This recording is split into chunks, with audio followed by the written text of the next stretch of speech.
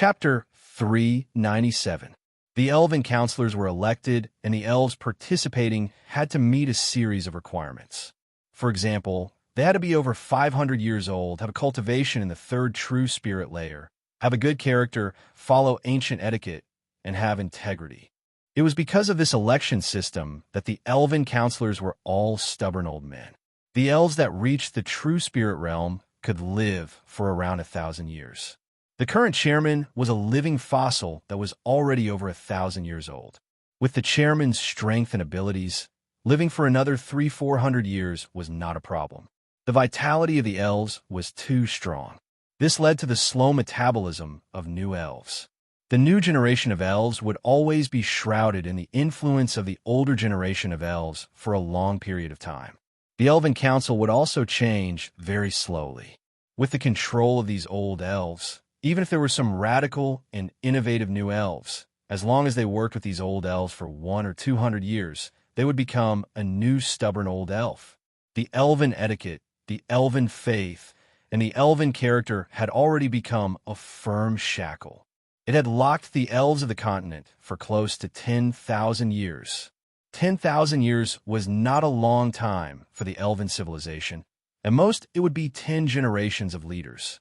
But for the spirit beasts and humans, it was enough to change the world. A ruler of the continent that once looked down on 10,000 races. Now it had already declined beyond recognition. Even in the forest of chaos, the influence of the elves was still the same. The elves did not think about how to revive their race. Rather, they thought about how to maintain the dignity of the elves, how to protect the noble image of the elves, and how to distinguish the elves from the other races of the continent. Little did they know that in the eyes of humans, the elves had already become a strange race. Even the low and warlike spirit beasts already disdained the elves. This human Chu Tian is this cruel. A member of the Elven Council loudly proposed. It's just a victory, yet they disregarded the ancient trees that have grown for thousands of years. They disregarded the life and death of the animals in the forest. This kind of selfish behavior should be punished and boycotted by the elven race. That's right, reconsider. An elven council member stood up. All beings have life.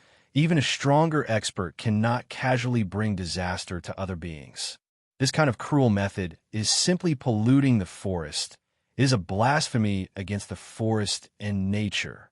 If there were humans here, they would definitely laugh at the elves' discussion.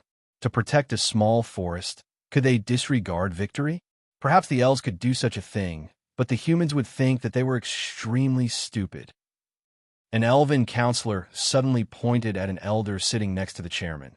Vice Chairman Ulysses, you had the chance to execute this human, but you let him leave the Tree of Life forest.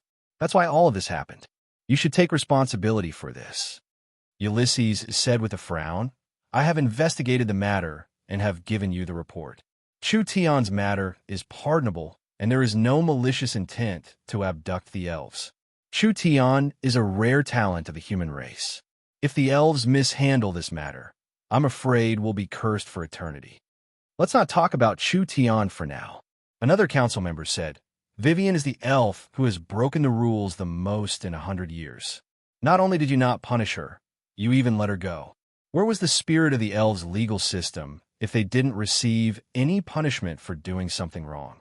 Have you considered the negative impact this will have on the other young elves? Yeah, Vice Chairman, this matter was handled improperly. No matter what that human did, Vivian's violation of the rules is a fact. Ulysses was a bit unhappy. Vivian has already grasped spatial technology. This is a great technology that can change the elves' lives. I'll let her return to Chu Tian's side to learn more knowledge and contribute to the elves. The elves are living very well right now. There is no need to change anything. When did the elves learn from low-level humans? This is simply an insult to the noble elves. While the elven counselors were criticizing, only a few people remained silent. These were all members of the reformist faction. Only the conservative faction was too strong. According to the traditions of the elves, once they started arguing, they would not reach a conclusion even after several days and nights. The Elven King was a bit restless. Let's end the discussion here. We'll discuss this later. The counselors had no objections. The elves had a habit of procrastinating. After all, their lives were too long and their lives were too leisurely. Things that could be done in a day could be done in 10 days. So they would discuss it tomorrow. After the Elven King dismissed the meeting, he walked to the corridor alone. The Elven Royal Palace's corridor was built on a cliff, and there were several white jade waterfalls hanging on the side. Looking down from the corridor, one could see the entire eternal forest.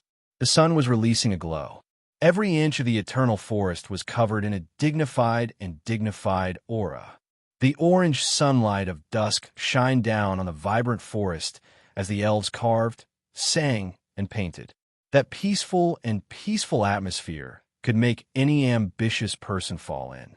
The Elven King's statue-like face revealed a trace of helplessness. With the elves' current situation, he was powerless even if he wanted to. The elves of the continent were already scattered sand, and the elves were still immersed in this peaceful atmosphere. Would they only wake up when the flames of war reached the forest? Perhaps it would already be too late by then. Ulysses walked to the Elven King's side. There's news from Green City that there's a plague in the surroundings and a foreign race riot. The city is already in chaos, and the situation is not good. If we don't send troops, we'll lose this city that we just captured. Send troops? The Elven King shook his head. Will the council agree? Ulysses revealed a blank look. We've spent this much effort to obtain this city. Do we have to give it up like this? We cannot give it up.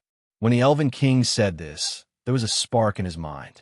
After this spark appeared, it was like he had fallen into oil, suddenly igniting it. A thought filled his mind. Giving it up doesn't mean giving it up.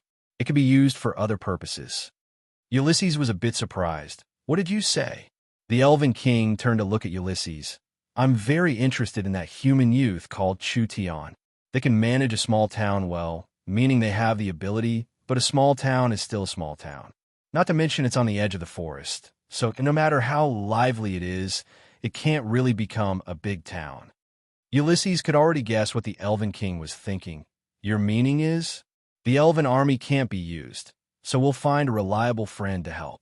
I think that what Chu-Tian needs the most right now is a city. Only by having a true city in the forest can he display his talents in this forest. I'll give him a city. Not only will it not fall into other people's hands, it will also help a friend at the right time. Chu-Tian's influence is too weak in the end. This city's meaning is not normal. Can he really control the situation? There will be risks, so we can only secretly help as much as we can. The Elven King said this, but don't forget that humans are a race that likes to take risks. As long as the benefits are large enough, even if they know there are risks, they will not hesitate. This is the biggest difference between humans and elves. Ulysses was helpless and disappointed. It was indeed like this. The Elven King waved his hand and said, Go. This city will still be under the Eternal Forest name. He will become the legitimate city lord. But whether he can control this city or not will depend on his abilities. Yes, Ulysses left the Eternal Forest. He rode the Dragonhawk beast to Oldman Small Town in a day and night. At this time, Oldman Small Town was still in the joy of a large victory. People from different races and powers were all drinking and chatting in the small town. Ulysses walked into the underground town. Although Oldman Small Town was not big, it was brightly lit like it was daytime. The buildings were scattered, and each street was like blood vessels, with the merchants and townspeople moving through the streets being the blood. This small place was filled with vitality. This was something that could not be seen in the Elven City. The small town had a movie theater, a hotel, and a training hall. Each place was very special, attracting a large amount of people. But the most lively place was the Oldman Market. The current Oldman Market was very famous. No matter how many materials there were in the forest, as long as they were transported, they could be sold by the market. If the locals wanted to buy pills, talismans, or other daily necessities, no matter how big the demand was, the small town could supply them. This kind of strong supply and demand ability filled the market with vitality, giving birth to many small merchants. The big-eared monsters, the goblins, the rat people, and the rabbit people, these weak races were everywhere. The ogres did not even rob them. These large fellows all knew how to buy resources from other small towns and then use their broad shoulders and strong stamina to sell them in Ullman Small Town. They used the source stones they earned to buy their favorite canned food, or they directly went to a hotel to eat a big meal. Ullman Small Town did not discriminate. Every race was treated equally, and they lived in harmony here. This prosperity was supported by spatial transportation. With such a great technology in the hands of an elf, there was a chance for the elves to use it. The old fellows of the Elven Council all disdained this, which made Ulysses feel very heartache and helpless. "What did you say?" Chu Tian almost fainted from this pie falling from the sky. "The Elven King wants to give me a city." "That's right," Ulysses said in a certain voice. "This is a large city in the center of the forest of chaos, with several dozen spirit veins intersecting. It is surrounded by secret realms and hidden treasures, being one of the main hubs of the forest of chaos. It is rich beyond imagination. If you can control this city, you will have a lot of influence in the forest." The Miracle Commerce people were stunned. Chapter 398. Chu Tian was very clear on how hard it was to have a city in the forest of chaos. First, a forest city had to be built on a special transportation hub with abundant spiritual energy. Without enough resources, no matter how luxurious the city was, it wouldn't have any value and it would be hard to attract people to move in. Next, the owner of the city had to be strong enough because without enough strength to defend the city, who would dare rely on you in this chaotic place? Each forest city lord was a peak power that could ignore the dark forest laws. These forest cities were strategic resource and survival bases that the giants fought over. Most of the citizens in the forest cities lived in their own clans.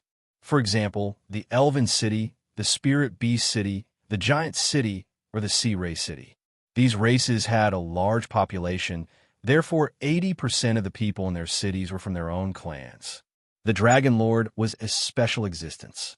The dragon race was after all a rare race and did not have a large population, but the giant dragon had a shocking wealth and incomparable strength, so it had gathered a large amount of followers, so it would not lose to the large powers. What did Chu Tian have? This kind of small foreign power did not have a foundation in the forest of chaos. He did not have his own country or clansmen, nor did he have the strength and deterrence of the giant dragon. So it was useless even if he occupied a city. This was not a hot potato.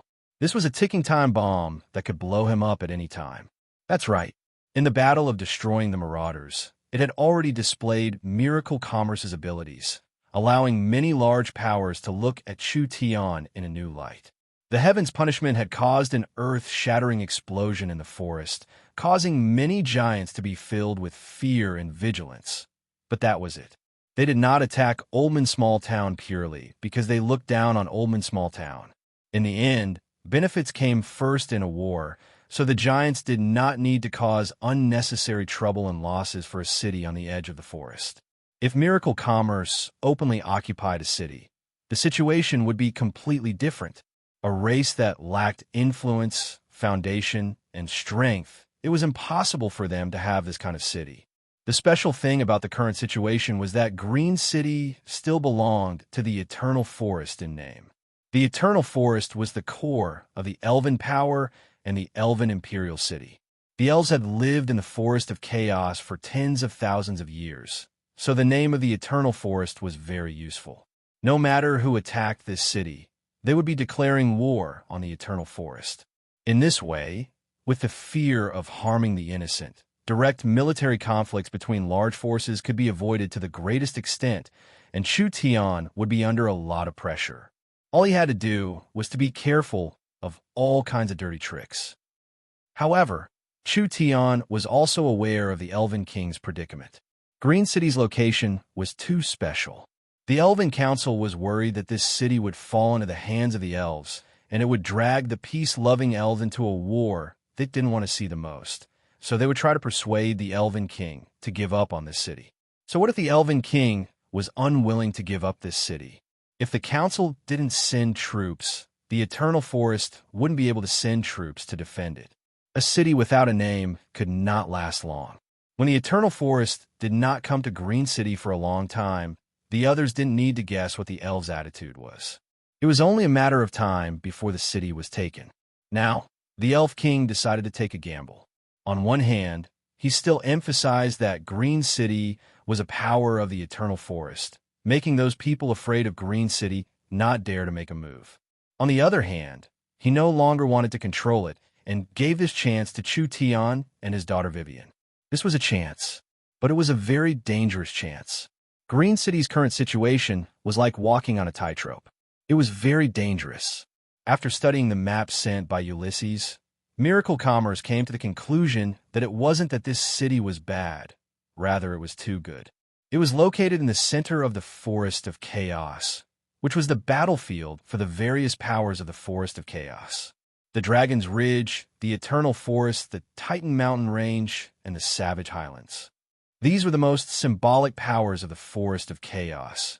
Any one of them was enough to crush Miracle Commerce into powder. Green City happened to be where these powers converged. Other than these giants that were comparable to warring kingdoms, there were also many other strong forest powers. It had to be known that any power that could stand in the depths of the Forest of Chaos would not be inferior to a large kingdom at least. The Forest of Chaos was one of the oldest forests on the continent, so there were all kinds of fierce beasts that could bring a destructive disaster. There were some ancient secret realms and unknown environments that were very dangerous. So these were all things that needed to be considered. Miracle Commerce only had the support of a small southern summer country, and they did not have the home advantage at all. With Miracle Commerce's current strength, they could only be safe, but they did not have the ability to compete with the other large powers or mine the depths of the Forest of Chaos. If they overestimated themselves and carelessly entered, there would not be a good result. There wasn't much time left. Chu Tian needed to quickly make a decision. This choice was a bit difficult. The Miracle Commerce people all knit their brows. Meng Qingwu did not approve of taking risks. No one was clearer than her on the current situation. Miracle Commerce's strength had already been overestimated. Miracle Commerce could not use the Heaven's punishment to deal with the Marauders this time. As for the Berserkers that Miracle Commerce trained, even if they added in the Southern State Training Camp, they would not have more than 20,000 people, and they could not transfer them for now. The Oldman army had to protect the small town, so they could not easily transfer them. Chu Tian did not have an army to use. Entering the dangerous forest alone like this, it would be very hard for him to protect himself. So how could he control the city? He was afraid that he would be swallowed whole before he could even stand firmly. Not even his bones would be left. The Forest of Chaos was divided by hundreds of races, and the powers were very complicated. The safest strategy now was to properly manage the small town and slowly accumulate more resources and wealth. Then they would slowly control more locals in small towns. Then they would surround the center and slowly infiltrate into the forest, waiting for a chance to control a city and make it the center of the company. But thinking about it, if they missed this chance, with the company's current development speed, they would not be able to enter the depths of the forest in 2-3 years. Even if they had wings in the future and the time was ripe, would they still be able to obtain a good city like this? Behind each city was the shadow of a large power. If Miracle Commerce wanted their own city, they would inevitably become enemies with these powers. Giving away a city like this was definitely a meat pie falling from the sky. As for giving up on the city and purely operating as a company, absolutely not. If it was a complete country, perhaps it could be done, but in a place like the Forest of Chaos where strength ruled, everything had to be supported by corresponding strength. Without strength, no matter how much wealth and resources they had, they would be rootless duckweed. I accept the Elven King's gift. Chu Tian took the map without thinking too much. I asked the Elven King to be assured this city will not fall into anyone's hands. This one will do his best to make it prosperous. Ulysses was a bit filled with praise. Although the gift was tempting, people without enough courage would not dare accept it. Ulysses thought that Chu Tian would not dare accept it and would consider it for a few days even if he accepted it. He never thought that Chu Tian would be this straightforward, accepting it after just a bit of consideration. Such a person was either a brave and resourceful person, or a reckless person, or a combination of both. Although he didn't know if Chu Tian had the ability to sit in this position, as long as Green City did not fall into the hands of other powers, it would be beneficial to the elves. As for whether they could control the city or not, it was not that important. In the name of the Eternal Forest, I appoint you as Green City's city lord. Ulysses gave the Elven King's token to Chu Tian. You will have all the authority in Green City. The Eternal Forest will not interfere with any internal affairs. You just need to do what you want. Meng Yingying and Vivian revealed looks of joy. This was too great. They were simple-minded and did not think this much. This Green City was a very good city. Although it was a city of the Eternal Forest in name, there are no elves in Green City, so there was no need for those old fogies to order them around. Miracle commerce was completely free in this city. Wasn't this what miracle commerce always wanted?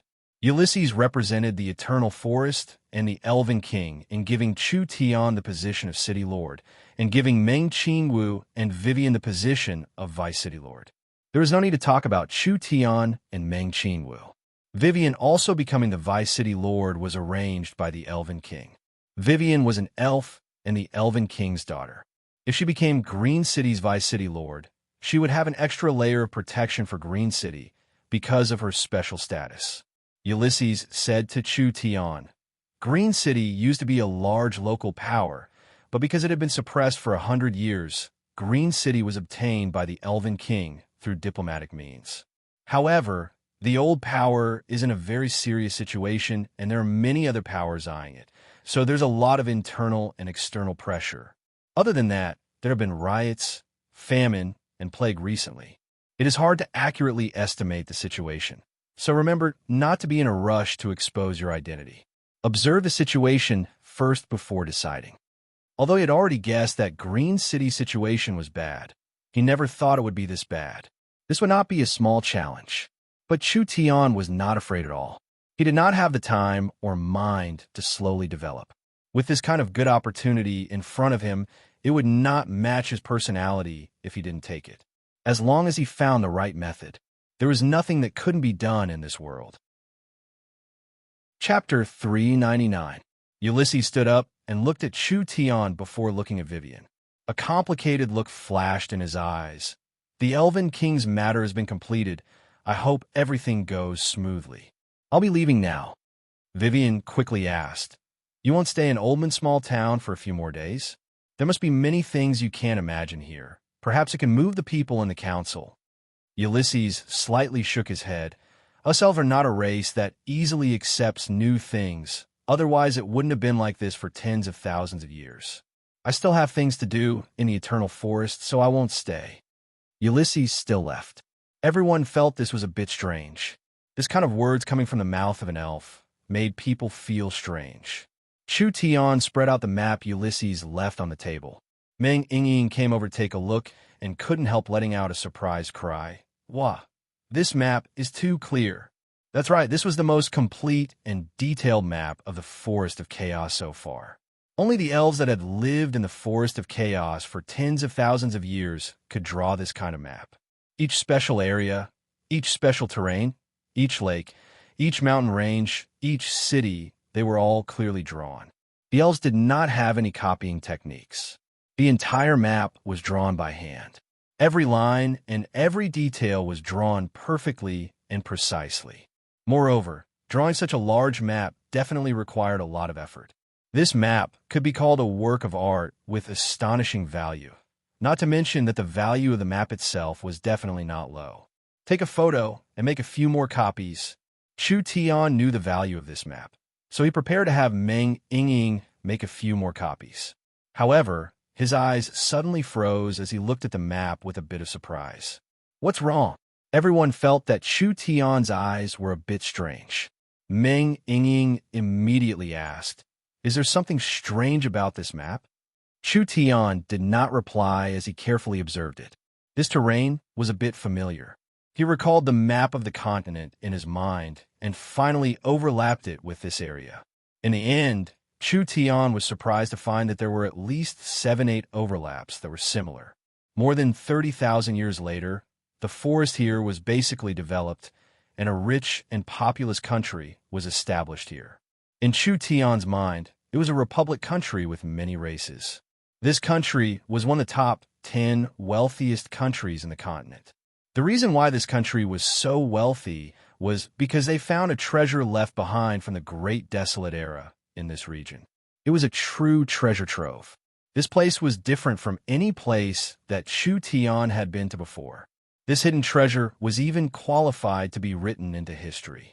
It was left from the untainted age, and there was a very rare space-time fault in the hidden treasure. Regarding this memory, Chu Tian only paid a little attention to it and did not deliberately remember it, so he did not know the exact coordinates of the hidden treasure. However, he was certain that this place was in a certain area of the Forest of Chaos. What are you thinking? Chu Tian came back to his senses and hurriedly waved his hand. Although he knew that there was a treasure, it was easier said than done to find it.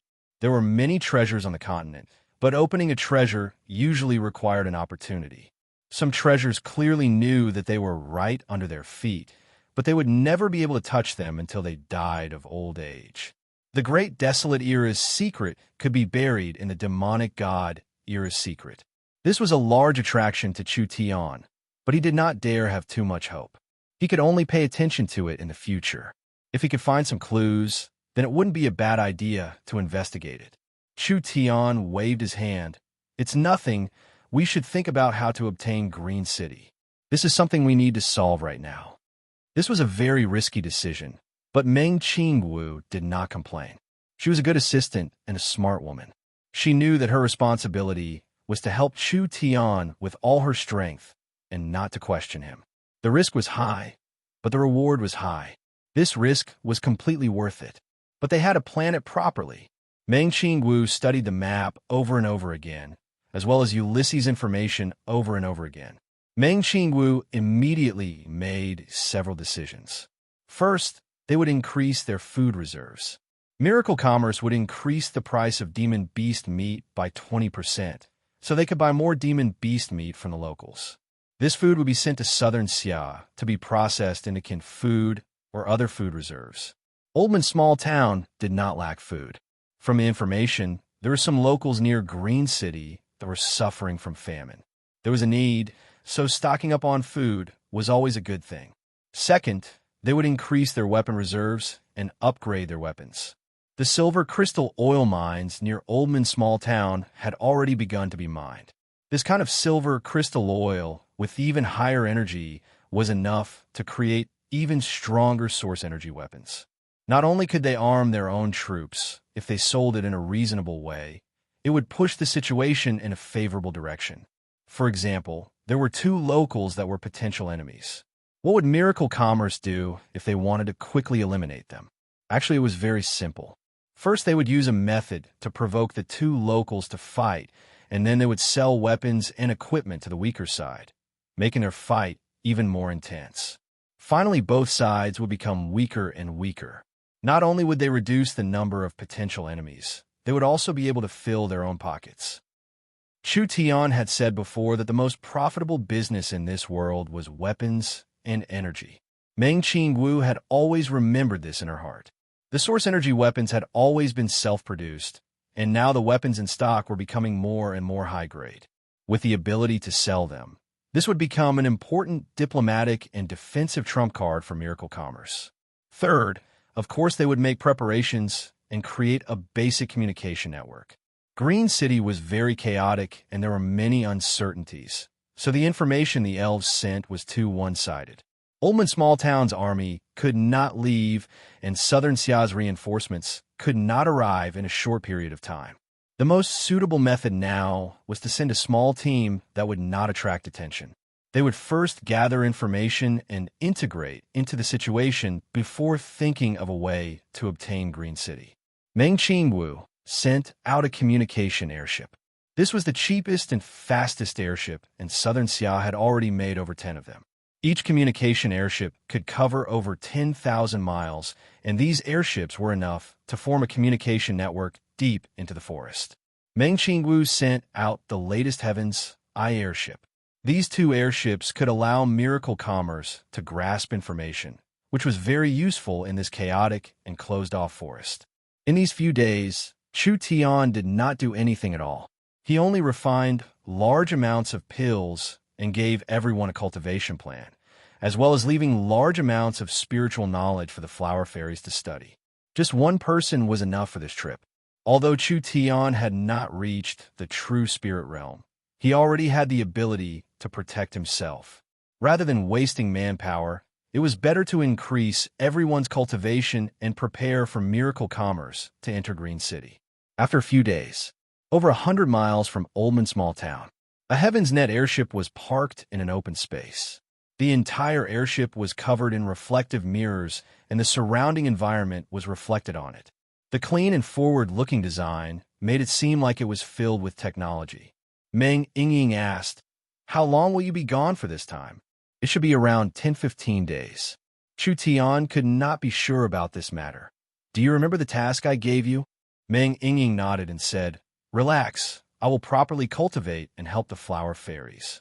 Chu Tian was going on a long journey alone. Although Meng Yingying was a bit worried, she was not as nervous as before.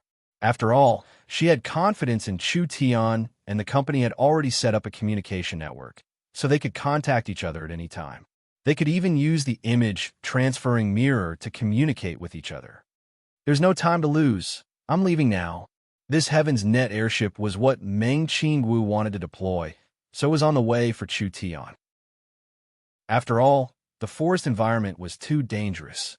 If they directly passed through the forest, they wouldn't even be able to reach their destination in 10-15 days. Even riding a flying demon beast was not safe. The airship was different. This thing could fly at an altitude of 30,000–40,000 meters. The chances of meeting demon beasts at this altitude were very low, and the airship itself was very hidden, so there was no need to worry. Chu Tian only brought the storage gourd, a sword, and a fox, that was all. This was already enough. This gourd was an innate treasure, a living thing that could absorb spiritual energy to grow. After Chu Tian obtained this gourd from the Central State Tower, he had been slowly cultivating it. As the gourd grew, the storage space inside became larger and larger, now reaching 50 cubic meters. It was not common to have such a large storage space on one's body.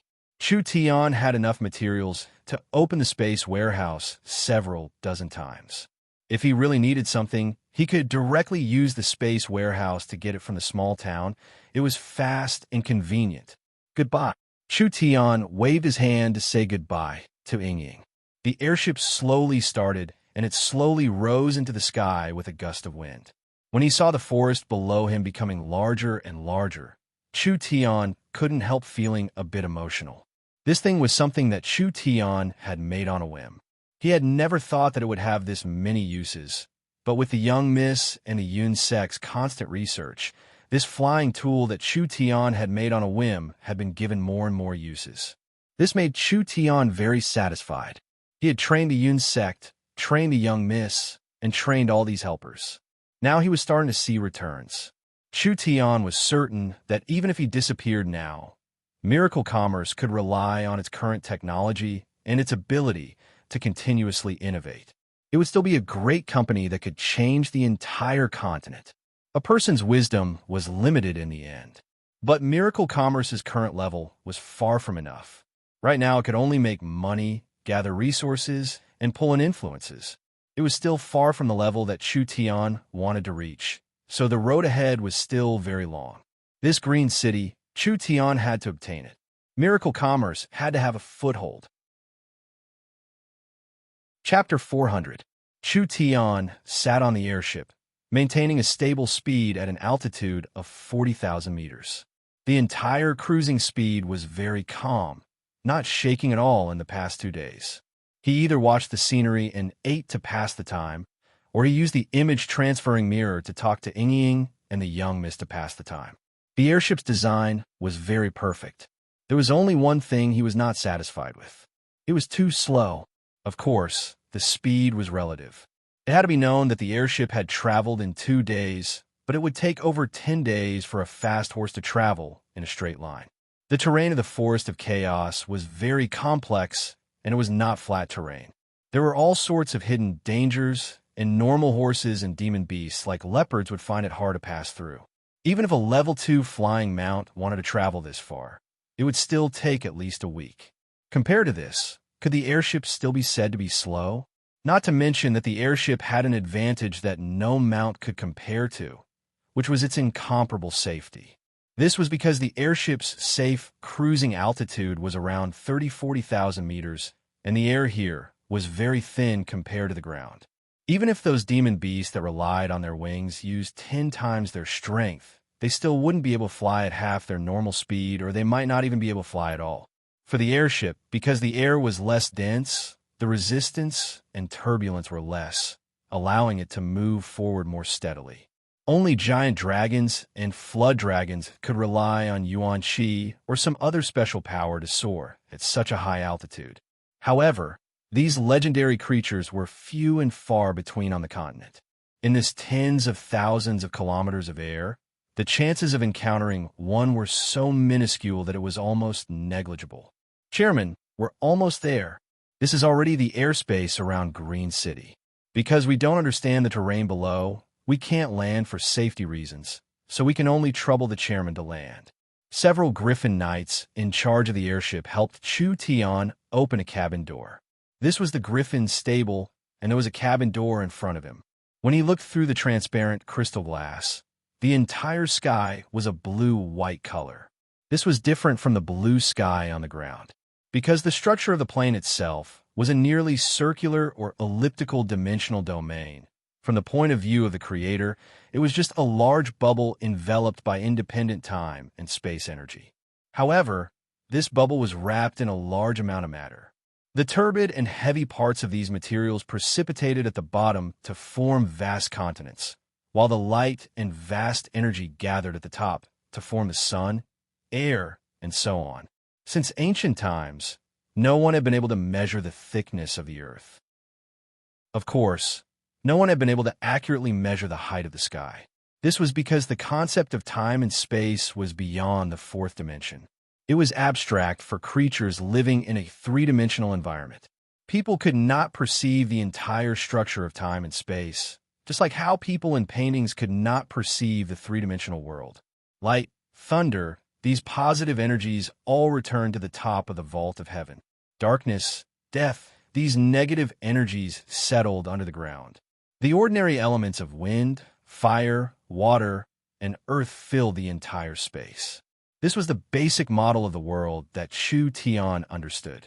This world was incomparably complex and vast, but at the end of the day, it was ruled by the same law. There's no need for a mount. I'll go down directly. Chu Tian refused to ride on the Griffin. He slapped open one of the external cabin doors, looked down at the vast land beneath his feet, and directly leapt down. Several Griffin riders gave shocked cries, but it was already too late to stop him. Chu Tian spread his limbs as he fell to the ground like a meteor. Mounts and such were superfluous. He quickly hit the clouds, and when the tangible but intangible clouds passed by him, it was like smooth silk brushing against his body. The entire earth continued to expand in his eyes. It's about time. Chu Tian took out a talisman and slapped it on his body. It was like his weight had suddenly decreased as he fell to the ground like a leaf. Finally, he fell into an incomparably lush forest, quickly breaking through large amounts of branches before finally falling to the ground.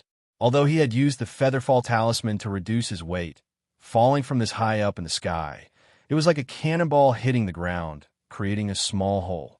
He had safely landed. Chu Tian tidied up his clothes and walked out of the hole. Over 80% of the Forest of Chaos was covered in forest, but the forest growing here was different from the outside. There was a large gap between the trees, and the trees were tall and straight. The tree trunks were thick and solid, being as hard as steel. This place was filled with spiritual energy, and even the most ordinary plants would experience quite a bit of change. Chu Tian estimated the direction. This place was to the northwest of Green City, at least 200 kilometers away. However, Chu Tian did not care about this because he did not plan on entering Green City. The main goal of this trip was to gather information. When Chu Tian was prepared to leave, the little fox came out and called out, "Ji." Chu Tian immediately stopped. The little fox's perception was more sensitive than his, so they could sense danger before Chu Tian. Almost at the same time, there was a sense of danger that enveloped him. Actually, with Chu Tian's strength, normal level 1 or 2 demon beasts or awakened soul cultivators could not pose a threat to him. So, anything that could make him feel this sense of danger, it must be a very strong existence. He pulled out his sword and turned around. A sword glow flew out. Ha! That sword chi was like a whip as it slammed into the sneak attacker. This violent strength instantly tore apart several trees, but the creature that sneak attacked him only let out a roar and flew back. It flipped in the air and nimbly escaped. What is this? Chu Tian did not even see the other side's appearance, so it could be imagined how fast this thing was. The little fox waved its tail and made a head-scratching action, looking a bit comical. Chu Tian asked in a doubtful voice, "Monkey?" The little fox nodded. This monkey that could block Chu Tian's sword. Perhaps it was not a simple monkey. The little fox took out its eyeball and used it to scan its surroundings. The little fox's eyes lit up, and it immediately called out for Chu Tian to run. Too late. Sharp and angry whistles came from all directions. Chu Tian's brows jumped up. Could it be that he had fallen into a nest of monkeys? Countless white silhouettes shot out. These monkeys moved at a speed not inferior to the speed of sound. Thus, when a monkey's cries rang in their ears, several agile and vigorous afterimages disappeared and flashed several times, and they had already directly arrived in front of them. A milky white claw flew out. Chu Tian quickly used his sword to block in front of him. Those 4-5 claw glows released a powerful strength that forced Chu Tian back several steps. But Chu Tian's reaction was very fast, and he immediately chased after it with a backhand slash. The Netherworld sword released a sword chi that was even stronger than before. The monkey was sent flying into a tree by the sword chi, and it instantly shattered the tree. The monkey was covered in blood, and its fur was ignited by the Netherworld flame, but it did not immediately die. It rolled around on the ground, trying to extinguish the Netherworld flame on its body. Chu Tian's sword chi could easily tear apart iron. Not only was this kind of monkey not split into two after suffering a head-on attack, it was actually able to jump around and struggle on the ground. Such a strong defense, and the size of the rice grains was very surprising. These monkeys could reach the speed of sound, but they didn't make a single sound when they moved. It was like they had practiced a very high-level movement technique, and the claw glows they released were a kind of martial skill. It was fine if there were only 1 or 2 of these powerful monkeys. However, once there were too many of them, even a high-level true spirit expert wouldn't be able to escape. Now that the forest was filled with shadows, there were at least several dozen of them surrounding them. It was probably because Chu Tian's sword had deterred these monkeys, so they were just standing in the forest, baring their teeth, and not approaching. This also gave Chu Tian a chance to see the true faces of these monkeys. The monkeys were ash gray and were around 1 meter tall. Although they weren't big, they were very agile, and their bodies were covered in a white glow. Several of the monkeys jointly spat out a cloud of white essence chi. This cloud of essence chi was like a cloud that enveloped the burning monkey's body. The Netherworld fire that was burning brighter and brighter was immediately extinguished. After a while, the monkey stood up again. Its skin was completely burnt, and it looked a bit funny. However, it was still showing its teeth and seemed to be very spirited.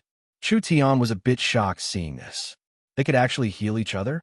Chu Tian had never seen this kind of demon beast before, but from the strength they displayed, even if these monkeys weren't in the true spirit realm, they were at least in the 8-9th awakened soul layer. They also had extraordinary speed and iron bones, and adding in the fact that they were demon beasts that lived in groups, it was very hard to deal with them. They really were worthy of being in the depths of the forest of chaos. This random group of monkeys was already this hard to deal with. If they met a super fierce beast, Chu Tian's life would end here. There was no other way. He could only waste a bit of energy. The demon god's sword source, spirit, soared into the sky. Chu Tian gave a low roar as flames surrounded his body, instantly entering the flame demon transformation state. Chu Tian was only in the peak 9th awakened soul layer, but his cultivation instantly rose to the level of a true spirit cultivator. These monkeys were very fast, but with Chu Tian using the flame demon transformation and the netherworld sword art, he was not afraid at all. These spiritual monkeys could clearly smell danger. They all tensed up and roared out while baring their teeth. It seemed like they wanted to go all out against Chu Tian. "Stop!" A voice came from the depths of the forest. When these monkeys heard this voice, they all withdrew their killing intent and retreated. Chu Tian was slightly taken aback when he saw this. Could it be that this wasn't a magical beast lair, and these monkeys were raised by someone? Several people walked out of the forest. When they saw Chu Tian, their eyes were filled with a bit of caution. Chapter 4:01. Chu Tian took the initiative to scatter the flames. These were several spirit beasts. More accurately, there were several Fox Clan spirit beasts. It said that this race was one of the smartest of the spirit beasts. The Fox Clan did not have a strong physique, so they could not practice body tempering or close combat cultivation techniques. However, they were very good at controlling certain kinds of energy. These Fox Clan people gave Chu Tian a very strange feeling. There was a total of 4 of them, 3 males and 1 female. There was a Fox Clan old man and 3 Fox Clan youths. The Fox Clan's beauties were also very famous. Although the Fox Clan were spirit beasts, they were like the Rabbit Clan. Their appearance was in line with the mainstream aesthetics of the continent, and they were different from the pure elves. The Fox Clan women were more wanton, and the Fox Clan was very realistic and vain. They worshipped money, power, and strength, but it was because of these characteristics that the Fox Clan was liked by the human nobles. It wasn't like Chu Tian had never seen a Fox Clan before. Actually, back in South Sky City, he had seen Fox Clan slaves in the Incorpse Valley's black market, but the Fox Clan people in front of him were wearing strange clothes. They were wearing large white robes and holding strange staves in their hands. There was a mysterious symbol that was different from the mainstream runes of the continent, but it was filled with power that covered their robes and staves. "Who are you?" A Fox Clan youth stood up and shouted, "Why are you injuring the spirit monkeys? These were most likely the locals." But was he an idiot? These damn monkeys sneak attacked father. Was he supposed to just stand here and let them hit him? Chu Tian looked at the old man in the middle. This old man's aura was deep and powerful. Perhaps he was not a normal person. Actually, in the depths of the forest of chaos, even if it was a small tribe, Chu Tian did not dare be careless. After all, a small tribe that could survive here would not lose to a large tribe on the edge. Misunderstanding, it's all a misunderstanding. Chu Tian sheathed his sword. A strong dragon could not suppress a local snake. He was going to be the city lord here in the future, so it was best not to offend these locals. In order to show his respect and friendliness, he deliberately used the spirit beast language to say, "I am just a traveler that came from afar. This is my first time here, and I'm not familiar with this place, so I accidentally entered this place. If I have disturbed you, I will leave now." "Grandpa, this guy is sneaky. He's definitely not a good guy." Another fox youth said to the elder beside him, "I think he's most likely a spy sent by the druids and shamans to gather information. Why don't we lock him up and interrogate him first?" Druids? Shamanism? A strange look flashed across Chu Tian's eyes.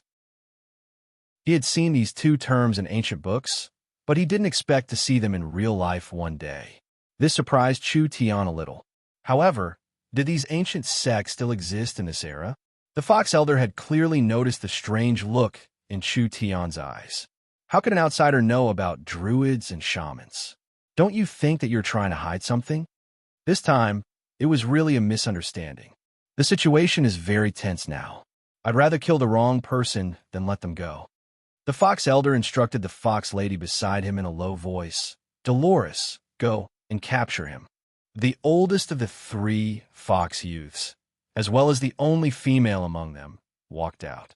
This woman had a voluptuous figure and a head full of silver-white hair. She looked to be around 24 or 25 years old, which was the age where she was getting rid of her youth and maturing. The unique charm of the Fox clan made her look even more enchanting. This really is a misunderstanding. You don't need to be so nervous. Chu Tian looked like he had a headache. I don't like to hit women.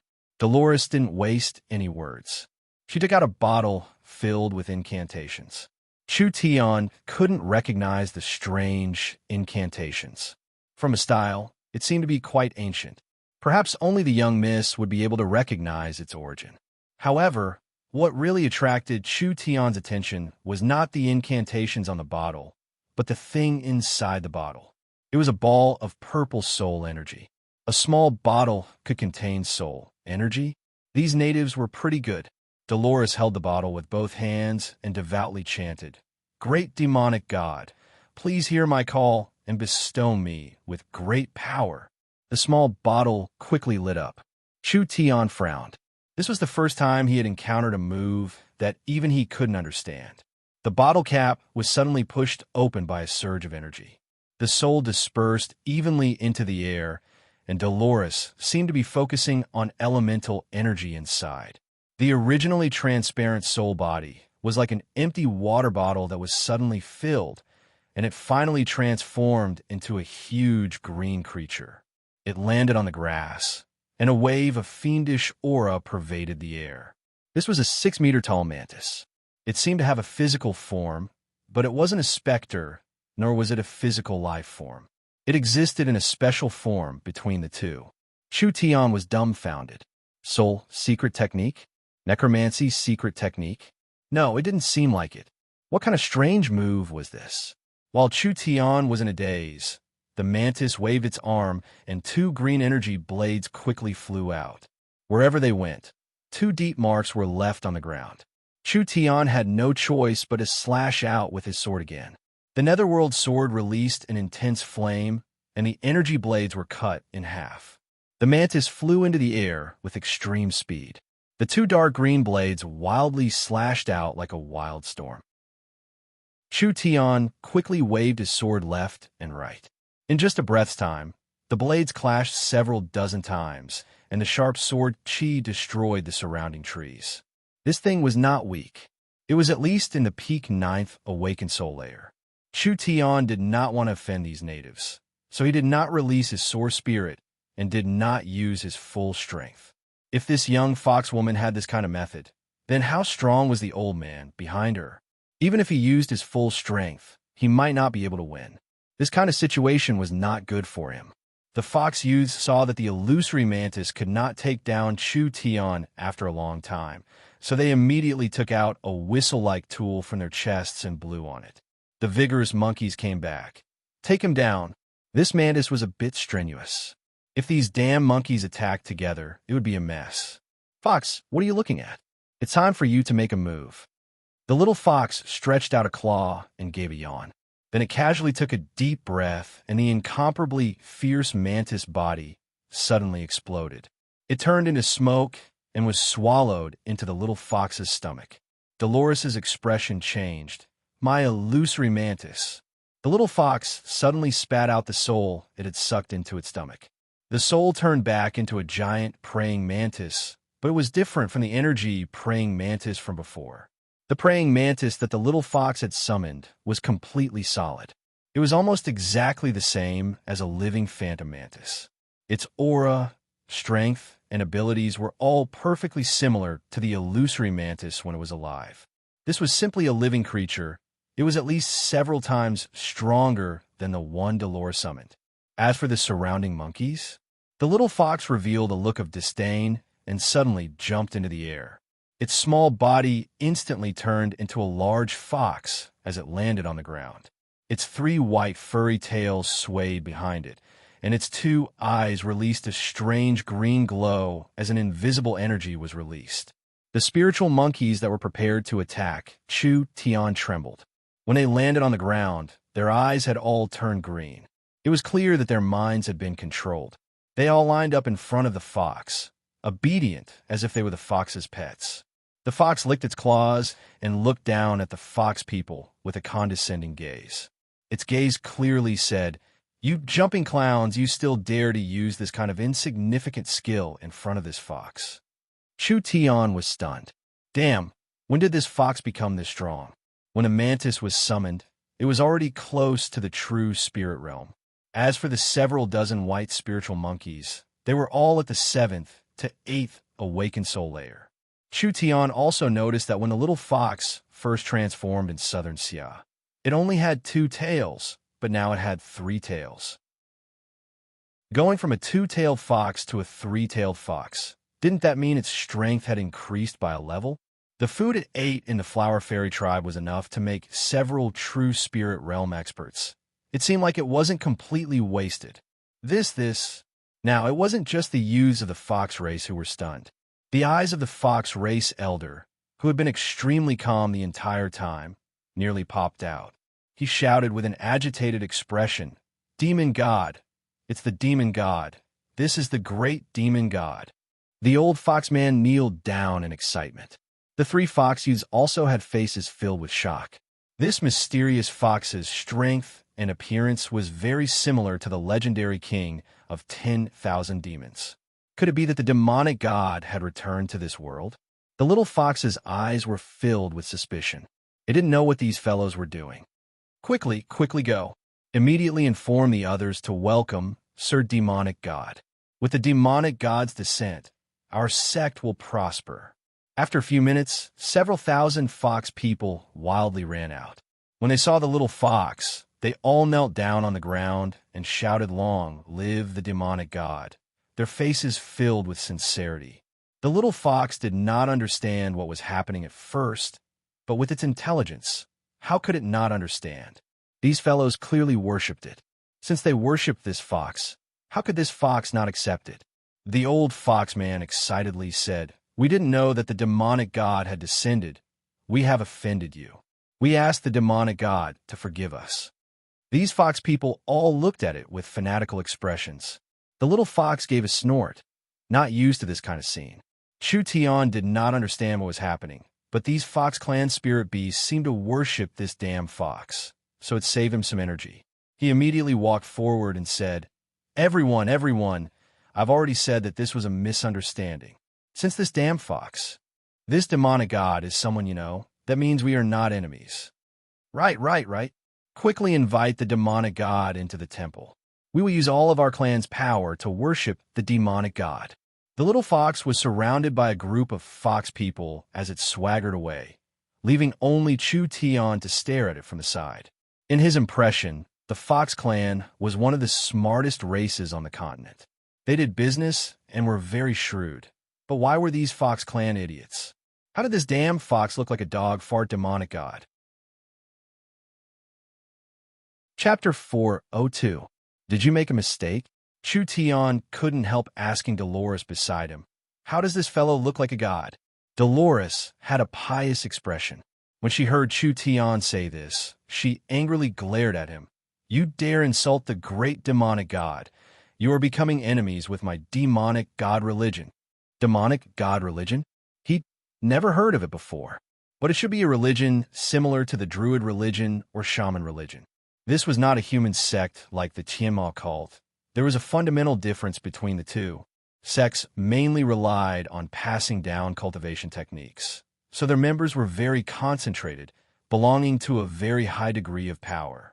Religions mainly relied on passing down their faith. Of course, religions also had their own cultivation techniques, but their members were not concentrated. The same religion not only could cross regions, it could even cross races. What is going on with your demonic god religion?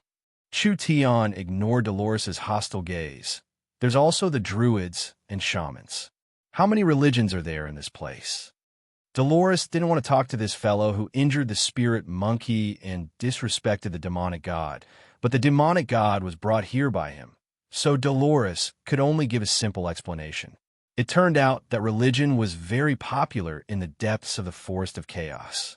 After all, this forest was too ancient, so there were many ancient things that had been passed down. Although there were many religions, in this area, The strongest were the Druid religion, the Shaman religion, the Undead religion, and the Green religion. As for the demonic god religion that the Fox people believed in, it could only be considered a second-rate power. Green religion? Chu Tian was stunned. What relationship does the Green religion have with Green City? This fellow seemed like he really was an outsider, not even knowing this. The Green religion is a group of fellows that believe in the forest god. Their faith is a branch of the elves. The Green religion had a large influence in the forest before, but now they have declined and cannot compare to the druids and shamans. So it was like this. The Green religion was a branch of the elves, so it was no wonder the Elven King could obtain Green City through diplomatic means. Chu Tian never thought that the powers here would be this complicated. Just these churches were enough to give him a headache. Because the believers of the church were usually very fanatical, these kinds of people were the most troublesome to deal with. The cultivation techniques of these religious believers were often very special. For example, if a fire god religion believer had a water-attributed source spirit, cultivating a fire-attributed cultivation technique was simply courting death. But if they cultivated a fire-attributed cultivation technique, as long as their faith was strong enough, the power of faith would protect their source spirit from the backlash of the cultivation technique. So the deeper their faith, the deeper their cultivation technique would be. Therefore, the cultivation techniques passed down in religions were mostly related to faith. The object of worship or belief of these religious believers was not as simple as spiritual sustenance. Instead, it had a great relationship with their cultivation and growth. Therefore, the believers would be more fanatical and devout. The move that Dolores had just displayed was obviously a summoning technique similar to the one used by the fox. This kind of summoning technique was not found in any ancient books, so even Chu Tian did not know much about it. It should be a special demonic technique used by the ancient demon race. It was almost certain that ordinary people couldn't use this kind of demonic art. Even if Chu Tian wanted to learn it, he couldn't learn it. However, these foxmen could use it. They weren't from the ancient demon race. There was only one possibility. There was an ancient demonic god that used a certain method to create this religion, allowing these low-level beings to believe in it and use its power. Chu Tian did not know the reason why the ancient demonic gods created this religion, but there was a saying that the faith of all living beings was a great power. The demonic gods could absorb the power of faith to become stronger.